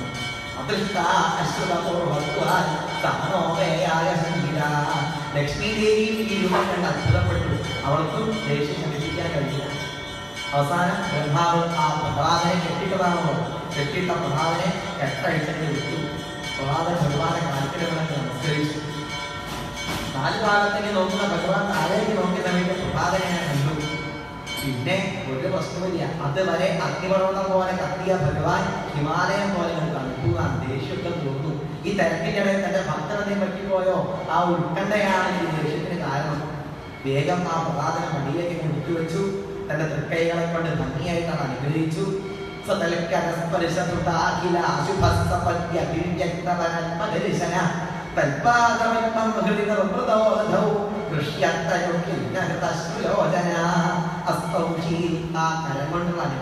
പ്രഹ്ലാദൻ മനോഹരങ്ങളായ വരികളെ കൊണ്ട് ഭഗവാനെ വിസ്തരിച്ചങ്ങനെ സ്തുതിക്കാൻ തുടങ്ങി എന്ന് പറയാം. ആ പ്രഹ്ലാദന്റെ സ്തുതിയാണ് നമുക്ക് ഇനി വർണ്ണിക്കാനുള്ളത്. ഇതൊക്കെ നമുക്ക് നാളെ രാവിലെ പ്രഭാഷണത്തിൽ, രാവിലത്തെ സെക്ഷനിൽ നമുക്ക് ആ ഭാഗങ്ങളൊക്കെ പറയാം. ഇന്നത്തെ പാരായണവും പ്രഭാഷണവും നരസിംഹമൂർത്തിക്കായി ഒരു സമർപ്പണം പാടിക്കൊണ്ട് ഭഗവാന്റെ പാദങ്ങളിലേക്ക് സമർപ്പിക്കാം. സർവത്ര ഗോവിന്ദനാമ സങ്കീർത്തനം. ഗോവിന്ദ ഗോവിന്ദ ജയ ഗോ പ്രഹ്ലാദവരദ നരസിംഹ ഭഗവാൻ കീ ജയ നരസിംഹ ജയ നരസിംഹ ജയ ജയ നരസിംഹ ജയ നരസിംഹ ജയ നരസിംഹ ജയ ജയ നരസിംഹ ജയ നരസിംഹ ജയ നരസിംഹ ജയ ജയ നരസിംഹ ജയ നരസിംഹ ജയ നരസിംഹ ജയ ജയ നരസിംഹ. ഹിരണ്യകശിപു തന്നോട് മുന്നിൽ തൂണ് പിളർന്നെത്തി. ഹരിയുടെ ഗർജനം കേട്ടുതൂങ്ങി സ്വലോകം പോലും. ബ്രഹ്മശിവാദികളാകാശത്തിൽ വന്നു നിരന്നല്ലോ. ബ്രഹ്മേശത്തൻ രൂപം കാണാം അദ്ഭുത ഭാവത്തിൽ. ജയ നരസിംഹ ജയ നരസിംഹ ജയ ജയ നരസിംഹ ജയ നരസിംഹ ജയ നരസിംഹ ജയ ജയ നരസിംഹ ജയ നരസിംഹ ജയ നരസിംഹ ജയ ജയ നരസിംഹ ജയ നരസിംഹ ജയ നരസിംഹ ജയ ജയ നരസിംഹ സൂര്യസമാനം കണ്ണുകൾ രണ്ടും മിന്നിടുന്നല്ലോ കോപം കൊണ്ടു വിറച്ചിടുന്നു ഹരിയുടെ പുരികങ്ങൾ പ്രഹ്ലാദപ്രിയനാകിയ ഭഗവാൻ പ്രത്യക്ഷപ്പെട്ടു അണ്ടകടാഹം ഞെട്ടിവിറച്ചു അട്ടഹസിച്ചപ്പോൾ ജയ നരസിംഹ ജയ നരസിംഹ ജയ ജയ നരസിംഹ ജയ നരസിംഹ ജയ നരസിംഹ ജയ ജയ നരസിംഹ ജയ നരസിംഹ ജയ നരസിംഹ ജയ ജയ നരസിംഹ ജയ നരസിംഹ ജയ നരസിംഹ ജയ ജയ നരസിംഹ വാളും വീശിയ അഞ്ഞോദസുരനെ മാറിയെടുത്തു നീ വാതിൽപ്പടിയിൽ കയറി നിന്നു മടിയിൽ വെച്ചു നീ ഭക്തന്മാരുടെ രക്ഷകനായ ഭഗവാൻ ശ്രീഹരിയോ ഭാസ്കരതുല്യം എന്നീ ലോകം ആശ്ചര്യം പൂണ്ടു ജയ നരസിംഹ ജയ നരസിംഹ ജയ ജയ നരസിംഹ ജയ നരസിംഹ ജയ നരസിംഹ ജയ ജയ നരസിംഹ ജയ നരസിംഹ ജയ നരസിംഹ ജയ ജയ നരസിംഹ ജയ നരസിംഹ ജയ നരസിംഹ ജയ ജയ നരസിംഹ കിരണ്യഗതിരാജൻ തന്നുടെ മാറുളർന്നു നീ വൃത്തം പത്മമെടുത്തു രക്തം പാനം ചെയ്തു നീ ഭീതി പരത്തും ഗർജനമോടെ സിംഹാസനമേറി സ്തുതിഗീതങ്ങൾ ചൊല്ലാൻ പോലും പേടിച്ചു ലോകം ജയ നരസിംഹ ജയ നരസിംഹ ജയ ജയ നരസിംഹ ജയ നരസിംഹ ജയ നരസിംഹ ജയ ജയ നരസിംഹ ജയ നരസിംഹ ജയ നരസിംഹ ജയ ജയ നരസിംഹ ജയ നരസിംഹ ജയ നരസിംഹ ജയ ജയ നരസിംഹ ജയ നരസിംഹ ജയ നരസിംഹ ജയ ജയ നരസിംഹ ജയ നരസിംഹ ജയ നരസിംഹ ജയ ജയ നരസിംഹ അന്നേരം ഉണ്ണിയാകും പ്രഹ്ലാദ ബാലകനോ ചെമ്മേ നടന്നു ചെന്നു കൈകൂപ്പി മുന്നിൽ നിന്നു ഉണ്ണിയെ കണ്ട നേരം തീപാറും കണ്ണിൽ നിന്നും ആനന്ദബാഷ്പമൂറി ഉണ്ണിയെ ചേർത്തു നിർത്തി ബാലരക്ഷ ചൊല്ലി ദേവൻ പ്രഹ്ലാദനുമുത്തമേകി കണ്ണീരാൽ ശുദ്ധനാക്കി വരമേകി അനുഗ്രഹിച്ചു ശ്രീഹരേ ശ്രീഹരേ ശ്രീഹരേ എന്ന മന്ത്രം പാരാകെയുയർന്നു പൊങ്ങി ശ്രീഹരി തൃപ്തനാ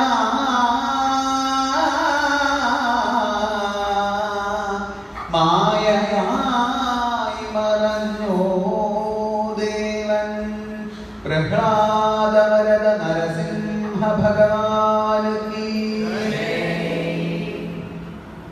കായേന വാചാ മനസേന്ദ്രിയർവ ബുദ്ധ്യാത്മനാ വാ പ്രകൃതേ സ്വഭാവാത് കരോമി യദ്യൽ സകലം പരസ്മൈ നാരായണായേതി സമർപ്പയാമി സ്വസ്തി പ്രജാഭ്യഃ പരിപാലയന്താം ന്യായേന മാർഗേണ മഹിം മഹീശാ ഗോ ബ്രാഹ്മണേഭ്യഃ ശുഭമസ്തു നിത്യം ലോകാഃ സമസ്താഃ സുഖിനോ ഭവന്തു പാർവതീപതയേ മഹാദേവ ജാനകീ ജീവനസ്മരണം ജയ രാമ രാമ ഗോപികാ ജീവനസ്മരണം ഗോവിന്ദ ഗോവിന്ദ രാധാരമണ മുകുന്ദ മുരാരേ ശരണം മേ തവ ചരണയുഗം പവനപുരേശാ രാധാകൃഷ്ണ ശരണം മേ തവ ചരണയുഗം കാളി മഹേശ്വരി പാർവതി ശങ്കരി ശരണം മേ തവ ചരണയുഗം സാംബദാ ശിവശംഭോ ശങ്കര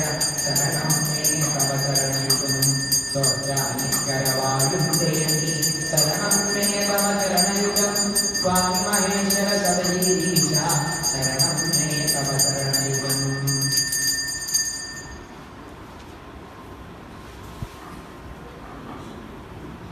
ഓം നമോ നാരായണായ.